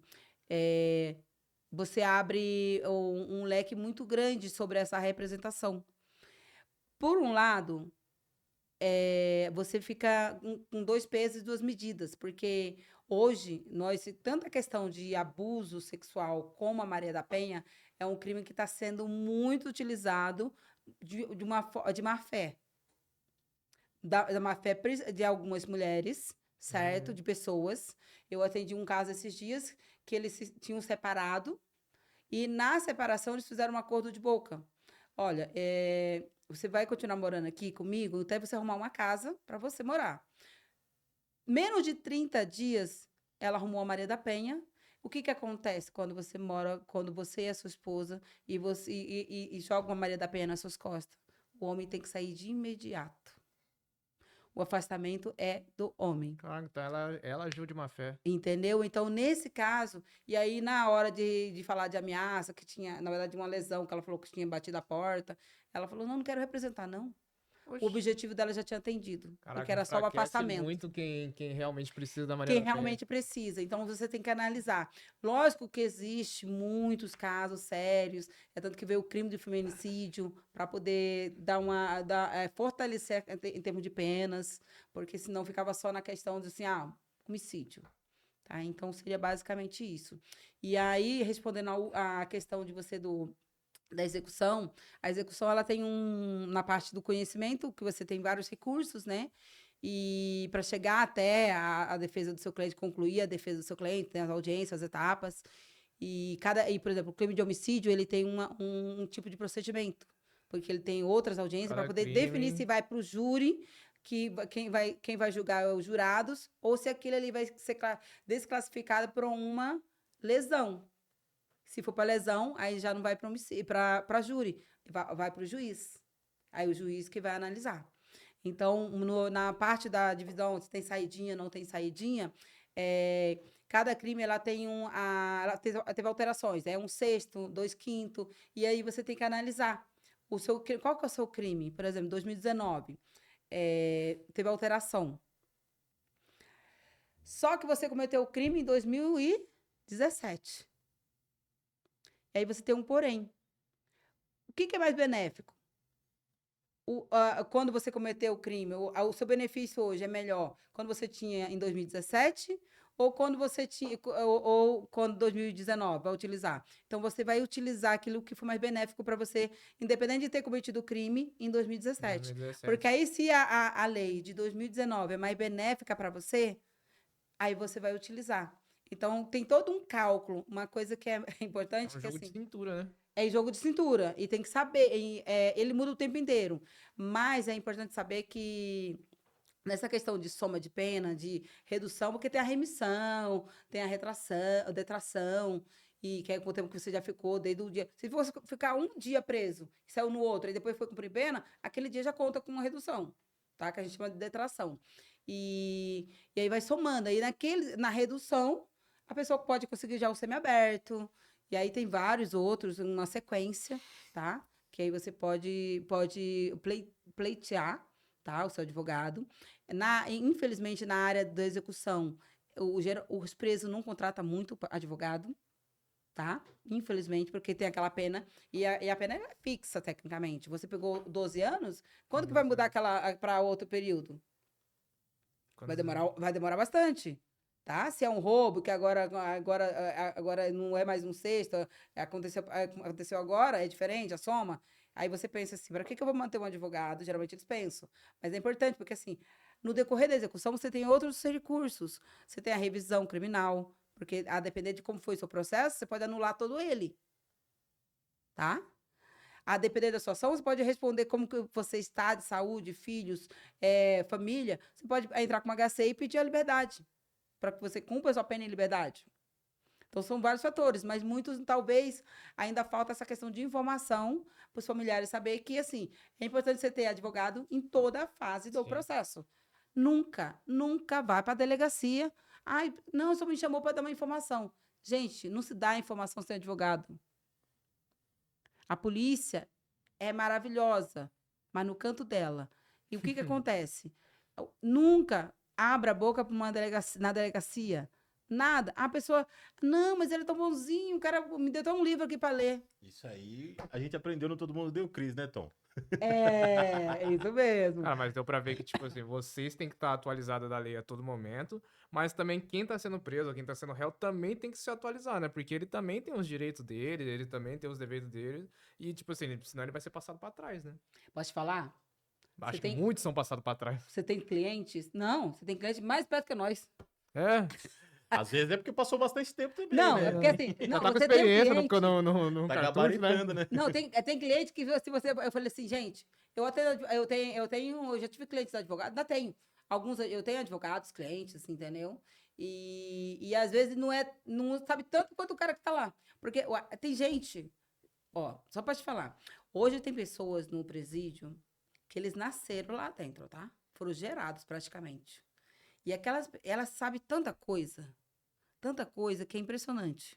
E assim, tem pessoas que estão 30, 40, 50 anos, tá? Porque ela sai, comete um crime e volta. Sai, comete um crime e volta. Sai, comete um crime e volta. Então é ali, pra vida. Tá? E são pessoas assim que é extremamente, que tem muito conhecimento. Eu até brinco, tem muita gente que tem muito conhecimento. Ó, lógico que tem um monte de gente que não tem um conhecimento, mas sempre fala, mas isso tá errado, isso tá certo, isso aqui. Mas tem muitos presos, muitos detidos, que tem um tremenda de um conhecimento jurídico. Mano, bom, como a gente não tem uma extensão de tempo gigantesco, pra gente caminhar pra um final e pra gente se entender dentro disso tudo da criminalística, como chega a pessoa para ser sua cliente? Que acho que é uma pergunta importante. Tipo assim, fui preso, tem uma lista lá na delegacia, tem uma lista de advogado, eu falo, isso aqui tem um nome bonitinho, ou tipo, já te conhecem de boca a boca, ou tá lá, porque eu sei também que nem todo mundo tem uma condição de pagar um advogado. Então, eu sei que tem uns advogados que são que você pode requerer o advogado público. Você entra nessa jogada também ou não? Ou como é que funciona para a pessoa ser a sua cliente? É importante, assim, eu contei um pouco da minha história, da onde que eu vim. Então, eu não tenho pai advogado, juiz, polícia, eu não vim desse meio, tá, do judiciário, então, que tenha. Então, geralmente você fala, meu irmão é polícia, tem alguém que conhece. Meu pai é juiz, já tenho vários clientes, assim, advogado, já vai ter um escritório lá. Eu não tive nada disso. Então, quando eu me formei, eu passei na prova da OAB antes de terminar a faculdade, e aí eu já comecei a fazer eu já tinha terminado, aí já estava na questão de arte visual, verificar o escritório, como que ia ser, como que eu iria me posicionar perante outros advogados, com os clientes em si, porque lembra da historinha que em 2003 eu queria fazer faculdade de Direito e estava muito saturada? Agora tá mais. E aí eu tenho que fazer um diferencial, porque senão eu vou ser mais uma. Tá?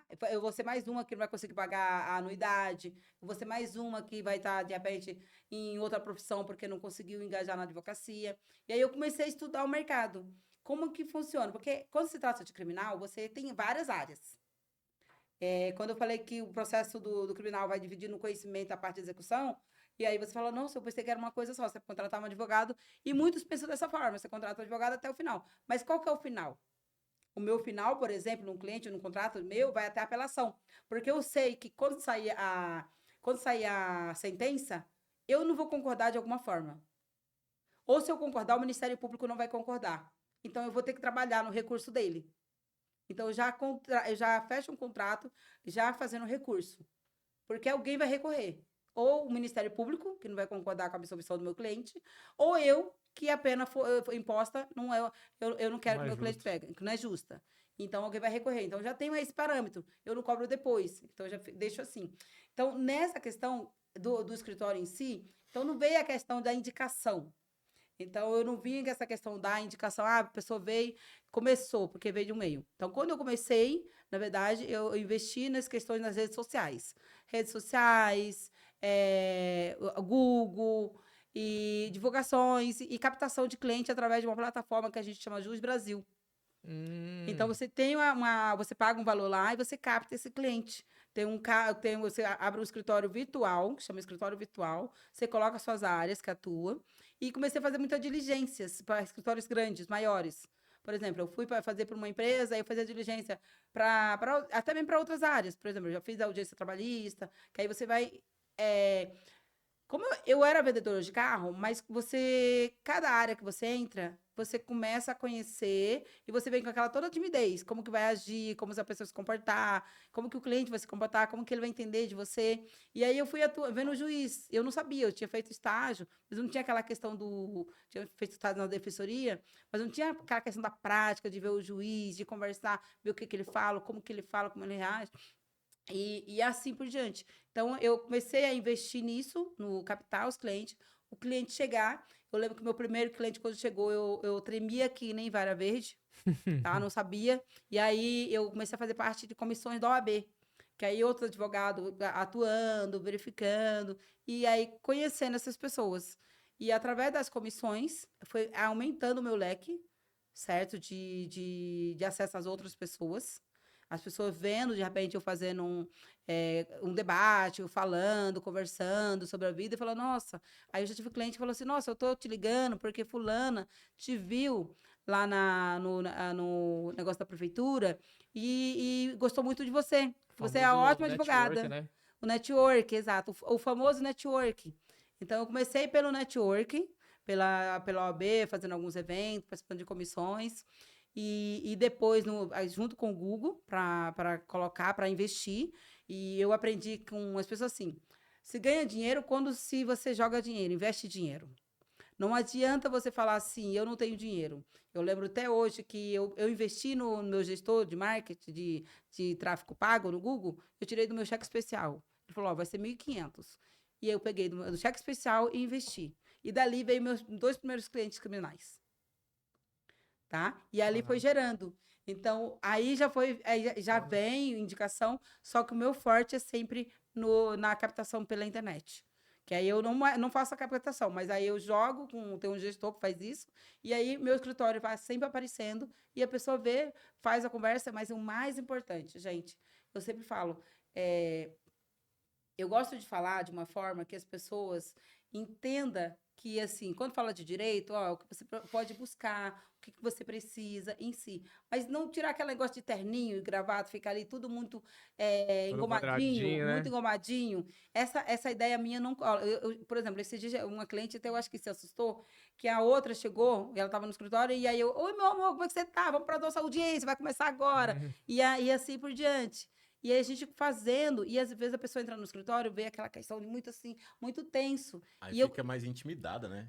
fica mais intimidada. Então eu gosto de falar assim, olha, prisão preventiva. O que que é prisão preventiva? Você vai pegar que tem o flagrante, que foi ali, tem a provisória, que você vai ficar até 90 dias, mas a preventiva vai ser renovada a cada 90 dias, mas você pode ficar 1 mês, 2 meses, 3 meses. E vou explicando as questões assim, o feijão com arroz, tá? Para a pessoa poder saber ali, porque nem todo mundo é advogado, nem todo mundo vem do entendimento da lei, nem todo mundo fica assistindo TV. Então, tem pessoas de todos os tipos, todas. E mais importante, gente, assim, que foi essencial também até para mesmo dar uma alavancada na minha carreira, a questão de atendimento. Uma das coisas que eu sentia muita dificuldade é quando você liga. E assim, se eu ligar para você, se você me ligar, eu vou te responder de imediato, nem que seja. Eu tô dirigindo, tô dirigindo, vou responder. E aí, eu via que os clientes tinham muita reclamação, que o advogado demorava 1 dia, 2 dias, 3 dias, 4 dias, 5 dias. Falei, então esse advogado deve estar andando de Ferrari. E aí depois eu vi que não era andando de Ferrari, tá? Tava andando de buzu mesmo. E aí eu falei assim, por que isso? Então o cliente, ele quer resposta. Então o cliente me liga 9 horas da noite, eu respondo para ele. Até porque a Tá? mãe que tá com o filho preso, ela quer alguém com Mas mesmo a resposta. cliente que já é cliente. Às vezes quer ser amparada, né? E aí uma coisa que eu sempre uso, esses dias eu vi tem áreas que eu não atuo e eu faço parceria. Aí a minha parceira falou assim, olha, eu não ligo para os meus clientes. Eu mando o áudio para ela responde. Eu falei assim, tá. Eu fiquei quieta. Eu só trabalho dessa forma. E aí eu falei, tá bom. E aí, eu não. Todo cliente que me liga, que manda mensagem, a primeira coisa que eu faço perguntas. Posso te ligar para entender melhor? Porque geralmente aquela pessoa vai estar agoniada, desesperada e assim por diante. Até em outras áreas, porque às vezes acha eu lá no Google e liga para saber. Hoje, por exemplo, ligou um cliente que eu atendi ele alguém tinha feito um BO contra ele, porque ele tinha deixado, a pessoa tinha esquecido a mercadoria no carro dele, que ele era Uber. E hoje ele queria fazer uma revisão de pensão. Falei assim, olha, eu não atendo, mas me conta o que aconteceu. Que aí eu já passo certinho para a pessoa, tá? Então, isso aí foi uns 3, 4 anos atrás. Então, eu gosto de sentir, de ouvir a voz do cliente, saber como é que ele está. E aí você consegue até ter a percepção se aquele cliente realmente está buscando um advogado ou está só por curiosidade. Além do sofrimento, tá? Porque, gente, é extremamente... O advogado, ele não é a primeira pessoa que a gente pensa em procurar quando a gente tem problemas. Tá? A gente até pensa na mãe, no pai, porque quando a gente procura um advogado é porque a gente realmente precisa. E a resposta da defensoria, a gente tem a defensoria, que é do Estado, ela atende, eu sempre faço a comparação, a defensoria, você fez a pergunta, tem os escritórios particulares, que é o meu, outros, e a defensoria, ela atende as pessoas que têm até 3 salários mínimos na família, tá? Vamos dizer que nós 5 morássemos tudo na casa. Então, nossa renda toda tem que somar e dar no máximo 3 salários mínimos. E a defensoria passa a atender. Lembre que no criminal, a defensoria na audiência, independente de ser rico, milionário, trilionário, se ela tiver sem advogado, ela vai ter um defensor ali, na audiência de custódia. Tá? E aí depois a pessoa providencia, e se a pessoa também não quiser advogado, tem muitos casos que nenhum advogado particular atende, que é muito complexo. A gente pode pegar um exemplo, teve um caso aí na TV, aquele médico que dava anestesia, aplicava anestesia e estuprava as grávidas lá no Rio. Ele passou um tempo sem advogado, não sei se ele já tem, mas, por exemplo, a defensoria tem que atender. Porque tem alguns tipos de crime que realmente você não consegue atender. Aí você já faz a pergunta, vale a pena? Compensa? Não compensa. Deixa a defensoria cuidar disso. Tem que estar com a terapia em dia nesse caso aí, viu? Porque, olha, eu fico me perguntando, se eu fosse advogado, será? Porque e se alguém me confrontasse? Cara, você precisa pegar esse caso. Pô, será? Não sei. É muito doido. Sei lá, se eu fosse... Eu não sei se eu ia ter tino pra ser advogado, não, que eu já ia falar... Eu ia querer falar, eu protesto! Qualquer coisa que o cara fala. É que tem aquela visão do Cidadão Kane, né? Clássico. Não, eu já ia falar, eu protesto em qualquer coisa. É engraçado que, não sei se ainda tá gravando, tá informal. Quando você tá sim. Tá gravando, quando você pensa Vamos falar que não aí, então calma. Você pensa, por exemplo, em advogado. Aí você acha que o advogado sai processando todo mundo. É assim, isso é só na teoria, tá? Porque não é bem assim. A gente Na analisa prática, todo o caso, todo o contexto. Não dá pra você sair, nossa, cair ali o pneu no buraco, vou lá processar a prefeitura, ou aquela cidade, ou fulano. Então não é bem assim. Aí a gente, quando você fala assim, mas protesto, eu protesto. E aí, na realidade, não é isso. A gente vê isso, vê muito filme americano, vê muitas coisas. Aquele E. Lei e Ordem. Ai, Filho, aí maravilhoso.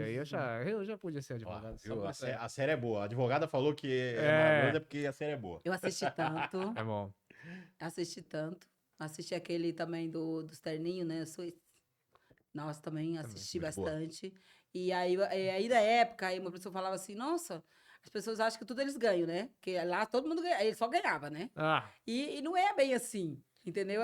Um dia a gente ganha, outro dia a gente fica tem dia mais que no a gente vai terminar meio. o dia sem ganhar, ué. Entendeu? Exato. Acho que isso aí que talvez deva frustrar um advogado novo, né? Quando perde uma primeira vez. É. Porque assiste tanto, acha que só ganhar e às vezes não. Faz parte do processo do aprendizado também. Na verdade faz parte, porque assim, alguém tem que ganhar, né? Sim. E outros casos fica meio termo, porque quando você trata de um divórcio, como que pode dizer que ganhei? É. Tá? Fica meio assim, você se pergunta. Aí, quando você trata, você vai lá, vai fazer uma defesa criminal de um adolescente. Ou, sei lá, pensando de uma forma mais drástica, no caso de um homicídio. Como é que você vai definir quem ganhou nisso daí? Quem Que é muito ganhou? difícil. Quem ganhou numa situação dessa? Quem ganhou? Você ganhou, a família ganhou, e assim por diante. Então, são casos assim que você se pergunta. O que seria ganhar? Ganhar para quem? E é bom para quem? Quando eu tenho algumas pessoas falando, porque não sei o quê, criminal. A pessoa vai presa por causa que quer, porque ele poderia ter outra vida. Gente, boa parte não vão preso porque quer, tá? Não é. Não, nenhum Então passarinho não quer estar na pense, gaiola, não, pô. Tá tá? Não doido? é, não é. Tá? E aí as pessoas ficam nessa questão. Como eu falei, às vezes dá um exemplo você tá com uma crise de depressão. Você não sai, vai passear, vai pra academia porque não quer. Não é. Então é mais ou menos isso, não é porque A você pessoa, a matou. pessoa que fala isso é porque nunca passou Uhum. por depressão, não sabe como Exato. funciona. E aí, quando você fala que a pessoa podia fazer outras coisas em vez de estar presa, porque a pessoa também ali, ele não quer estar ali. A pessoa que está ali, ela quer sair. É agoniado, quer sair, gente. Entendeu? Acontece, por exemplo, briga de Maria da Penha, acontece muito, da pessoa de descobrimento. Às vezes, muitas vezes você atende casos de Maria da Penha de descumprimento de medida, porque você tem uma metragem, né? 200 metros. Aí, do nada, você encontrou aquela pessoa. Só que é casal. Eu não sei se vocês são casados, e aí você pensa, quando você casa, o seu objetivo é o quê? Casar, construir família, construir bens, construir patrimônio e ser feliz para sempre, tá? E aí, quando a pessoa, por algum motivo, não teve essa questão de não se encaixar, e aí discutiram, brigaram, envolveram, eu tenho certeza que aquela pessoa que terminou ali e que foi para Maria da Penha, usar Maria da Penha, uma das partes vai estar totalmente com o coração destraçado, Sim. tá? Tá ali, sabe? Sem conseguir. A maioria dos meninos que eu atendo, eles choram o tempo inteiro. Tá? Eles choram de estar naquela situação, que amava aquela pessoa, que gostava daquela pessoa. Tá assim, partido, destruído. Então, ele não quer passar por aquela situação também. Se fosse por ele, passava uma borracha, sabe? Então, ninguém quer estar preso, ninguém quer estar lá, um frio. Ali, por exemplo, pega o CDP de São José dos Campos, lá é eternamente frio, porque é um vento, parece que vai te levar, tá? Então, você não quer isso, você não quer estar lá dormindo no chão, tá? Num Dormindo cubículo em que é tudo. do tamanho desse lugar aqui, né? Isso aqui para 12 Juntar 12 pessoas. pessoas. Então, vocês não querem isso. A gente não quer. Então, a gente, quando pensa. E aí, quando você fala questionar, mas você defende bandido, quando o pessoal questiona. Algumas pessoas questionam, mas nunca. A gente nunca defende o bandido em si, mas o direito deles, das pessoas. Então, aquele direito, ele tem que ser defendido. E muitos não têm. E uma coisa muito importante, que só eu não sei quanto tempo falta para finalizar. É você. Uma coisa que a gente deve lembrar e relembrar e nunca esquecer é sobre a nossa cor. Nós estamos no mês da consciência negra e quando eu me formei, eu achei que eu ia defender a nossa cor. Porque o maior número de pessoas que estão presas são da nossa cor. Mas, para minha surpresa, eu não tenho nenhum preto. A maioria. Eu tenho até aquele caso que eu falei, entendeu? Do menino, mas assim, 99% dos meus clientes são pessoas brancas. E aí você se pergunta, mas se a maioria está presa, a maioria que tá no presídio, tá nos presídios são pretas, por que você então não tem cliente preto? Justamente por não ter advogado, né? Que eles estão lá. Porque não tem advogado. Então, o que que acontece? Eles não têm condições. Então, são os pretos, periféricos e pobres. Então, os tem uma pretos, condição. periféricos, pobres, eles ficam infelizmente, não fica com os advogados particulares. E não é porque eles não querem, é porque não tem condições. Às vezes tá? a família até desembolsa o que nem pode, né? O pra que nem tentar um pode, advogado, tá? mas- Exatamente. Então, nessa situação, quando você entrou, quando eu entrei, eu falei, nossa, é um meio de eu deixar mais pessoas ter acesso ao direito. E eu atendo cliente pro bono. O que é o pro bono? Em algumas situações, o escritório abre e aí eu atendo aquele cliente que não pode pagar e eu tenho uma porcentagem, tá? De 1% por ano, 2% por ano. E porque a gente também depende de pagar aluguel, paga carro, paga tudo, né? A gente tem todo um compromisso. Livros, pós e mais, e assim por diante, porque a gente tem que estar sempre atualizada, sempre estar estudando o tempo inteiro. Depois que eu me formei, eu nunca parei de fazer uma pós-graduação, Eu acho que é outra profissão tá? que você não para de estudar. E você estuda o tempo Quanto mais inteiro. qualificado, melhor, né? Mas você estuda todos os dias. Todos os dias. Porque você tem que encontrar os detalhes no processo de ponta a ponta.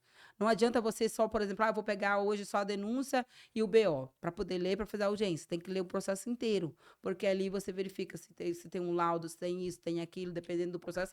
É indispensável num crime de lesão ter o IML, realmente verificar se a pessoa passou ou não. Para confirmar. Porque senão vai ficar a palavra dela contra a vítima contra o autor. Tá? Não tem provas. E assim por diante. Então, a gente fica o tempo inteiro estudando. E aí, eu atendo esse pro bônus, e aí eu analiso o caso, e como que funciona, porque aí converso com a família, e vejo realmente se aquela família, ela realmente precisa, ou se está querendo simplesmente um trabalho de um advogado particular, e poderia, de repente, estar comendo uma pizza de R$ 150 no final de semana. Entendeu? Então, a gente tem que analisar todo esse caso. Tá? Eu tive um caso, esses dias eu ofereci, eu conversei com a pessoa, uma outra advogada me indicou para fazer o pro bono para ela, e aí eu falei, olha, então eu só preciso de um valor para colocar para no CDP, para pegar a procuração dele, e ela falou, não tô. Eu não tenho esses R$ 500, que era só para pagar, assim, geralmente eu cobro um valor X, não coloca valor aqui aqui no que vai estar filmado, aparece, Aham. mas e aí eu cobrei um terço. Só para poder pegar a procuração dele. E o resto eu ia atuar todo pro bono, que é a palavra de graça. E aí, em resumo, ela falou que não. E aí, no final de semana, eu vi ela lá desfilando, indo no salão, cabelo isso, cabelo aquilo. Eu falei assim. E aí, quando a pessoa foi condenada, ela veio me procurar. Ah, e tem como você fazer aquele trabalho que você ia fazer, agora já para apelar, para ver se consegue fazer alguma coisa? E aí eu neguei. Eu falei, olha, infelizmente não. Porque aí eu tava vendo que, assim, a pessoa ela tem que fazer um sacrifício. Porque tá o seu filho lá, na prisão. E, assim, ele nunca tinha sido preso. Mas foi com um tio que vende, e aí se envolveu no tráfico e ficou. Entendeu? Então, eu, como mãe, faria de tudo. Porque, assim, não é uma pessoa que me dá problema. A pessoa trabalhava, tinha CLT, fazia as coisas, entendeu? Aconteceu isso. Então, você pegar um profissional que possa te ajudar de todas as formas, porque, assim, o advogado, ele acaba sendo o psicólogo, tá?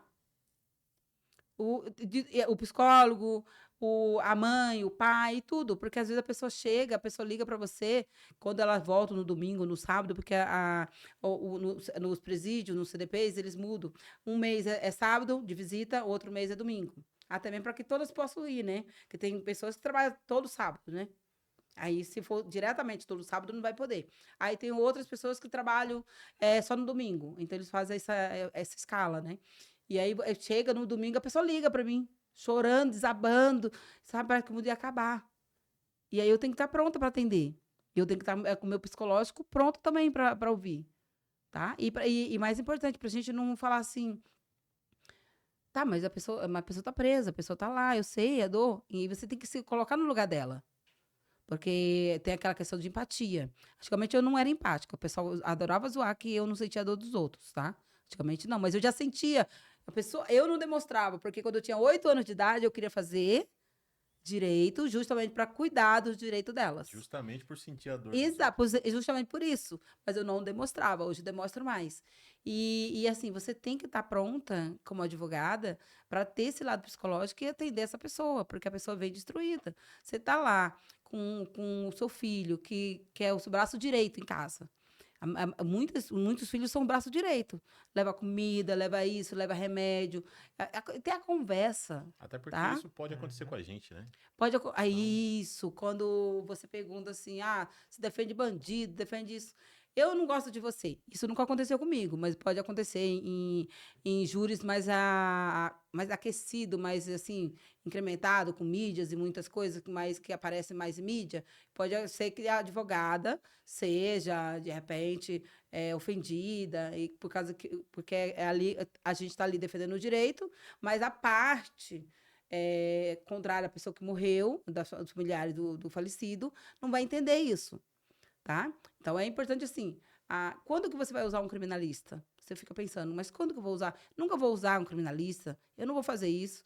A gente só quer, assim, tem coisas tão besta que a gente comete do dia a dia e que é crime. Que as pessoas cometem e a depender da situação, você vai. Aí tem coisa pior ainda. Por exemplo, se você tem uma filha, é estuprada, às vezes você quer fazer a justiça com as próprias mãos. Tá? Vai ser reduzido, porque você foi na emoção, ali, entendeu a pena, mas você não vai deixar de responder. Tem a legítima defesa, tem a questão da profissão, você estava ali, policial, que alguns, maioria, utiliza, inclusive, da profissão para não responder, tá? Acontece bastante. A gente está aí com muitos. E teve aquele caso que aqui em São José dos Campos, uns 3, 4 anos, que eles foram absolvidos, do Classic, tá? E aí, não era seu pai não, né, que tava lá. Não, meu pai não é nem daqui. Tá. Que aí você foi. Não, era meu pai que tava lá e foi absolvido? Não, meu pai não é nem daqui, coitado. Então, um exemplo, e assim, às vezes assim, você não tá. Você usa da sua profissão e aí você fala assim, nossa, mas não vou usar eu nunca vou precisar de um criminalista. E aí você não sabe o que vai surgir na sua frente, porque assim, tem muitos fatores que faz você usar o criminalista, tá? Não é só matar, roubar o celular ou apropriar de um bem. Essa galera que faz essa crítica de defender bandido, eu acho que acho que todo mundo aqui em algum momento talvez tenha feito uma crítica parecida, assim. A galera sempre avalia o fato a partir do momento do fato. Só que a gente não percebe que às vezes é um problema que é sistêmico, que começou muito lá atrás. Até porque a gente está no mês que é justamente onde esse tema vem à tona, e é impossível não fazer um recorte de cor, assim, de raça, quando se fala de população carcerária, da maioria dos criminosos, que são Dos presos, né? os Os presos, etc detidos. e tal. Sabe, é impossível não fazer esse recorte, porque esse problema não começou agora. Não é um problema que começou a partir do momento que aquele fulano cometeu o delito. É um problema que, às vezes, o sistema só foi jogando ele cada vez mais pro limbo, onde ele não viu outra saída. Não estou dizendo que todos são vítimas da sociedade ou que fulano é vítima da sociedade. Mas a sociedade produz criminoso. Isso é um fato. Porque o sistema que a gente vive produz, infelizmente. Até nem tanto, eu acho que. Eu vou fazer uma propaganda gratuita aqui, se me permite. Que eu sempre falo desse podcast. Ele lançou agora de forma gratuita a primeira temporada do Apartheid Tropical, o podcast do História Preta, que tá sensacional. Porque traz muito esse assunto, sabe? De como o Brasil produziu um apartheid velado, de forma camuflada, mas que jogou a população negra para a marginalidade. Seja ela como do ponto de vista criminal ou que está sempre distante dos seus direitos. Quando eu fiz o meu TCC na faculdade de Direito sobre audiência de custódia versus racismo estrutural. Eu comecei a fazer pesquisa, né? A analisar, fazer a pesquisa. E uma coisa que me chamou muita atenção, que assim que houve a abolição, né? As pessoas saíram, né? Os pretos saiu das casas, né? Para buscar o tal liberdade, né? A tal liberdade. E aí eles não tinham o que fazer, não tinha estudo e não tinha uma profissão, tá? Então não tinha. E aí, por exemplo, a capoeira, na época que surgiu, e surgiu uma lei que dizia o seguinte, que a capoeira era quem praticava capoeira era vagabundo. Até certa hora da noite, a partir de tal hora, se essas pessoas estivessem lá, elas eram presas.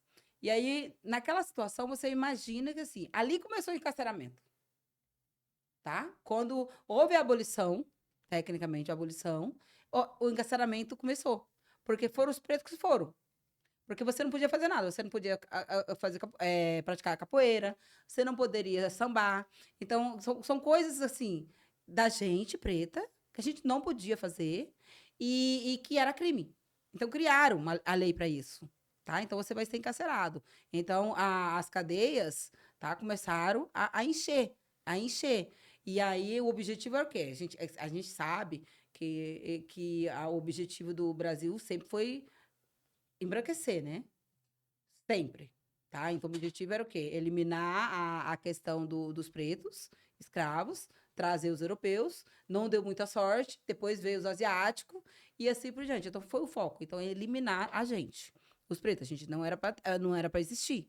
Tá? Então, nessa questão, quando você fala de racismo estrutural, o negócio vem muito. É uma questão tão histórica que você não consegue, por exemplo, imaginar quando que isso vai acabar. Isso não vai acabar. Eu não acredito que a gente vai viver todos iguais perante a lei, todos iguais perante a sociedade. A gente não vai, tá? Não pense que eu não tenho filhos. Daqui a 100 anos, alguém vai estar falando. De repente, fala assim, não, ó, a minha tia da minha tia viveu numa época que já estava mais liberado, mas agora tá todo mundo igual. Não existe, isso não vai existir, tá? Porque pode falar. Não, eu ia deixar você completar, mas até porque usando sempre os dois países que a gente sempre compara um com o outro, que é Estados Unidos e Brasil, a vantagem do Brasil é que o Brasil tem leis que tipificam o racismo como crime. Ao contrário dos Estados Unidos, não tem. Mas não adianta só criminalizar o racismo e não criar um meio de mudar a mentalidade do racista.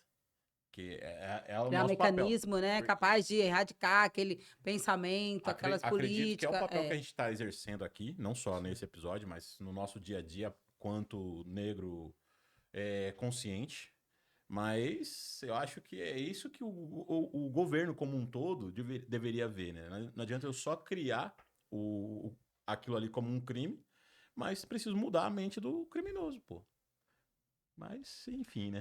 Aí você fala uma questão a gente chama de seletividade racial, e um dia eu estava na aula e o professor falando, né? Ele é um grande criminalista, o Gustavo Junqueira. E ele falando, né, que ele foi dirigir aos 17 anos. E o pessoal, não, como é que você vai dirigir aqui na Paulista? Você vai ser presa. Aí ele falou, olha, eu acredito que não, porque eu sou branco, tá? Então eu não vou ser parado. E aí você pensa, se a pessoa vem, a pessoa pode vir no carro. Geralmente as blitz, quando você para ali, descendo aqui, por exemplo, Anel Viário, geralmente tem blitz. Em alguns lugares aqui de São José, aqui no Nova Nova e assim por diante. Você já vê. Quando você tá lá, o cara tá lá fazendo massagem, você, tá? Sabe o que massagem que é? Você sabe exatamente quem tá ali na frente dele. Você não precisa nem imaginar, nossa, será que é o fulano, o filho de fulano? Não, você já sabe. São as pessoas pretas, geralmente são as pessoas com tatuagens e assim por diante. Então, é aquelas pessoas que são paradas. E aí eu lembro que vocês perguntaram que eu tinha falado no presídio, quando eu vou pro presídio. Quando eu vou pro presídio, eu tenho que botar a melhor roupa. Se eu for de chinelo, como eu tenho advogadas que vão. Tem uma advogada que, nossa, eu adoro o trabalho dela. E ela é loira, linda, simpática, e ela sempre vai com chinelão, praticamente havaiana, tudo, calça jeans, entra lá, tudo, entendeu? E eu não posso ser assim. Porque se eu, com terno, com salto alto, com tudo e com maquiagem, eu sou confundida como a mãe do preso, imagina se eu vou assim. Então você tem que estar sempre melhor. Não Tem que passa estar com nem a da melhor porta. roupa. Oi? Não passa nem da porta, pô. Não passa, não passa.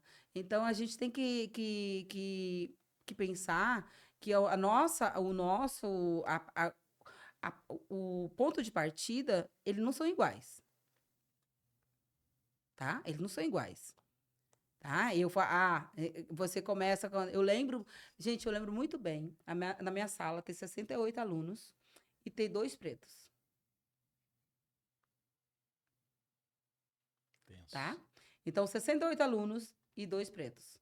E aí você imagina, ali já não começa, o ponto de partida está totalmente diferente.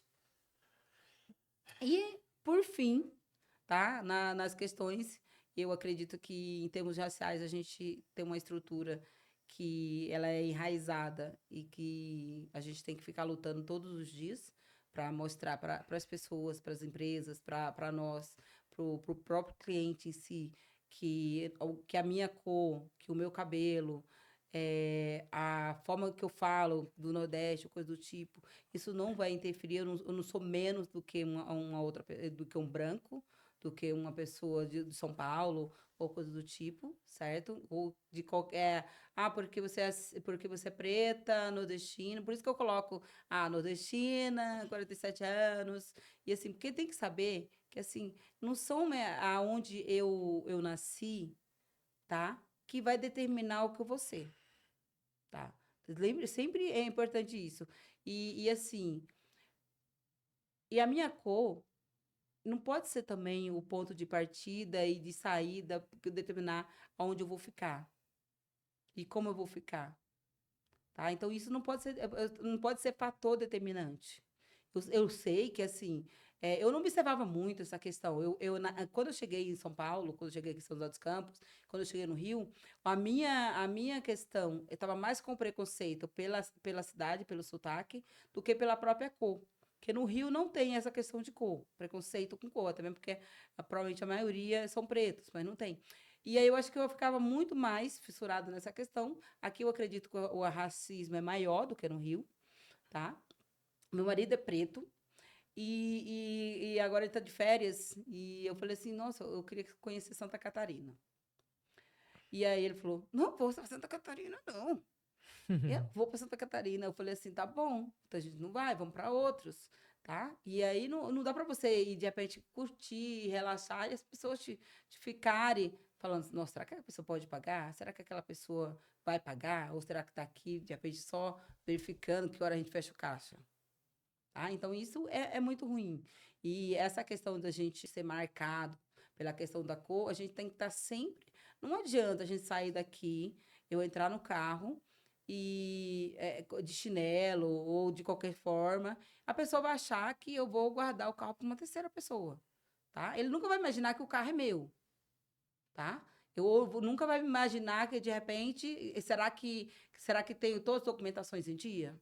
Então, isso é uma questão que a gente precisa trabalhar todo santo dia, tá? Todo santo dia, ter consciência e, principalmente, ensinar as pessoas que estão ao nosso redor. Eu sempre tenho, por exemplo, eu tenho uma criança aqui de 2 anos em casa e vai para a escolinha e assim, ele não sabe, o pai dele, o pai biológico dele é branco. Só que ele não tem essa distinção de branco, preto, meu marido é preto. E ele não tem esse negócio. E aí eu fico me imaginando que, assim, se um dia encontrar todo mundo, e aí a pessoa fala assim, nossa, mas meu pai não, olha só, meu pai é da minha cor, ele não sabe essa cor. Então é a gente que ensina essas pessoas, as crianças. Então, essa questão de se a gente pudesse ter intensivão, sabe? Tipo um intensivo, de estar todos os dias comentando em escolas, falando em escola. Eu já tive caso, pela própria comissão, de atender crianças de 7 anos, falando que a pessoa deveria morrer porque ela tinha cor de carvão. 7 anos. Tenso. Onde já se viu? Isso, uma pessoa de 7 anos. Ninguém nasce odiando, elas aprendem, mas assim como elas aprendem a odiar, podem desaprender. Exato. E Mais fácil. ela começou forte e Ó, terminou forte, eu acho. É. Potente. É complicado pensar nisso tudo, porque parece que a gente nunca pode desligar, né? Acho que a gente tem que estar sempre no. A gente tem que estar no 220 e observando cada detalhe, né? Essas informações todas. Porque a gente não pode deixar isso escapar, né? E a gente tem que aproveitar as oportunidades para ficar comentando sobre isso, políticas públicas, a questão das empresas, ter a oportunidade, as ações afirmativas. Você fez um trabalho com aquela. A Trajano, né? Quando colocou a vaga de trainee, pessoas pretas, nossa, ficaram massacrando. E até uma coisa importante, teve um ano aí que a loja dela fez, no Dia da Consciência Negra, disponibilizou vários livros. Não sei se vocês aproveitou essa oportunidade. Todos os livros que você comprava de autores negros, você, por exemplo, se você comprou R$ 200, depois você podia trocar por qualquer outra coisa. Então, eu comprei um monte, de Janira, Lázaro, Obama, vários, tá? E aí, o quanto que é importante, aquela questão de incentivo, porque muitas vezes a pessoa tem fatores que você não lê, porque o acesso é ruim, você não tem acesso, mas hoje a gente tem algumas plataformas, tinha mais, tá? Bem antes, tá, do governo, do antigo governo, tinha várias plataformas em PDF. E aí, quando veio o governo anterior, tirou tudo. E aí, agora nós ainda temos uma ou outra plataforma que você consegue pegar em PDF, vários livros, livros diversos. Eu mesmo peguei alguns no próprio Google Acadêmico. Eu pego bastante PDF lá, é uma boa dica também para quem quiser aprender. Mas é isso. Vaneide, a gente tem que te agradecer também, primeiramente, né? A sua presença aqui, ilustre, maravilhosa. Volte sempre que quiser. Sabe que as portas estão abertas, a gente não cobra nada. Tá tudo bem. Ó, essa aqui é a sua câmera. Caso você queira deixar o seu recado, suas redes sociais, seu telefone, tudo que você quiser deixar, beijo, abraço. Essa é a sua. Essa aqui? Essa aqui. Essa aqui. Essa aí. Vai, Tom.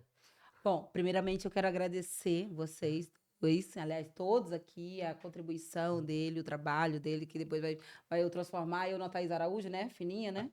Porque se não for, não vou poder agradecer. Porque a gente vem assim. E aí, agradecer a Lô que veio para me ajudar, tá? Para tirar algumas fotos, colocar nas mídias. Obrigado, moço. Então, Lohana. eu tenho a rede social no Instagram. Quando você entra no Instagram, você vai ter acesso às outras redes sociais, que é o LinkedIn, mais o Facebook. E ainda tenho, até quero fazer o TikTok, tem um outro, mas eu ainda não tenho. Tá? Então, dentro do Instagram, é advogada.Ivaneide Oliveira. Então, é super fácil. E os meninos também, eu espero Vai tá tudo marcar, vai estar com tudo lá. certeza, na Meninos, descrição lá, os links. isso. Advogado Ivaneide, vai estar tudo fixado na descrição, tudo. Então é só clicar e você será direcionado direto para a página dela. Meninos, muito obrigada. Parabéns pelo trabalho. Eu amei aqui o ambiente, o local.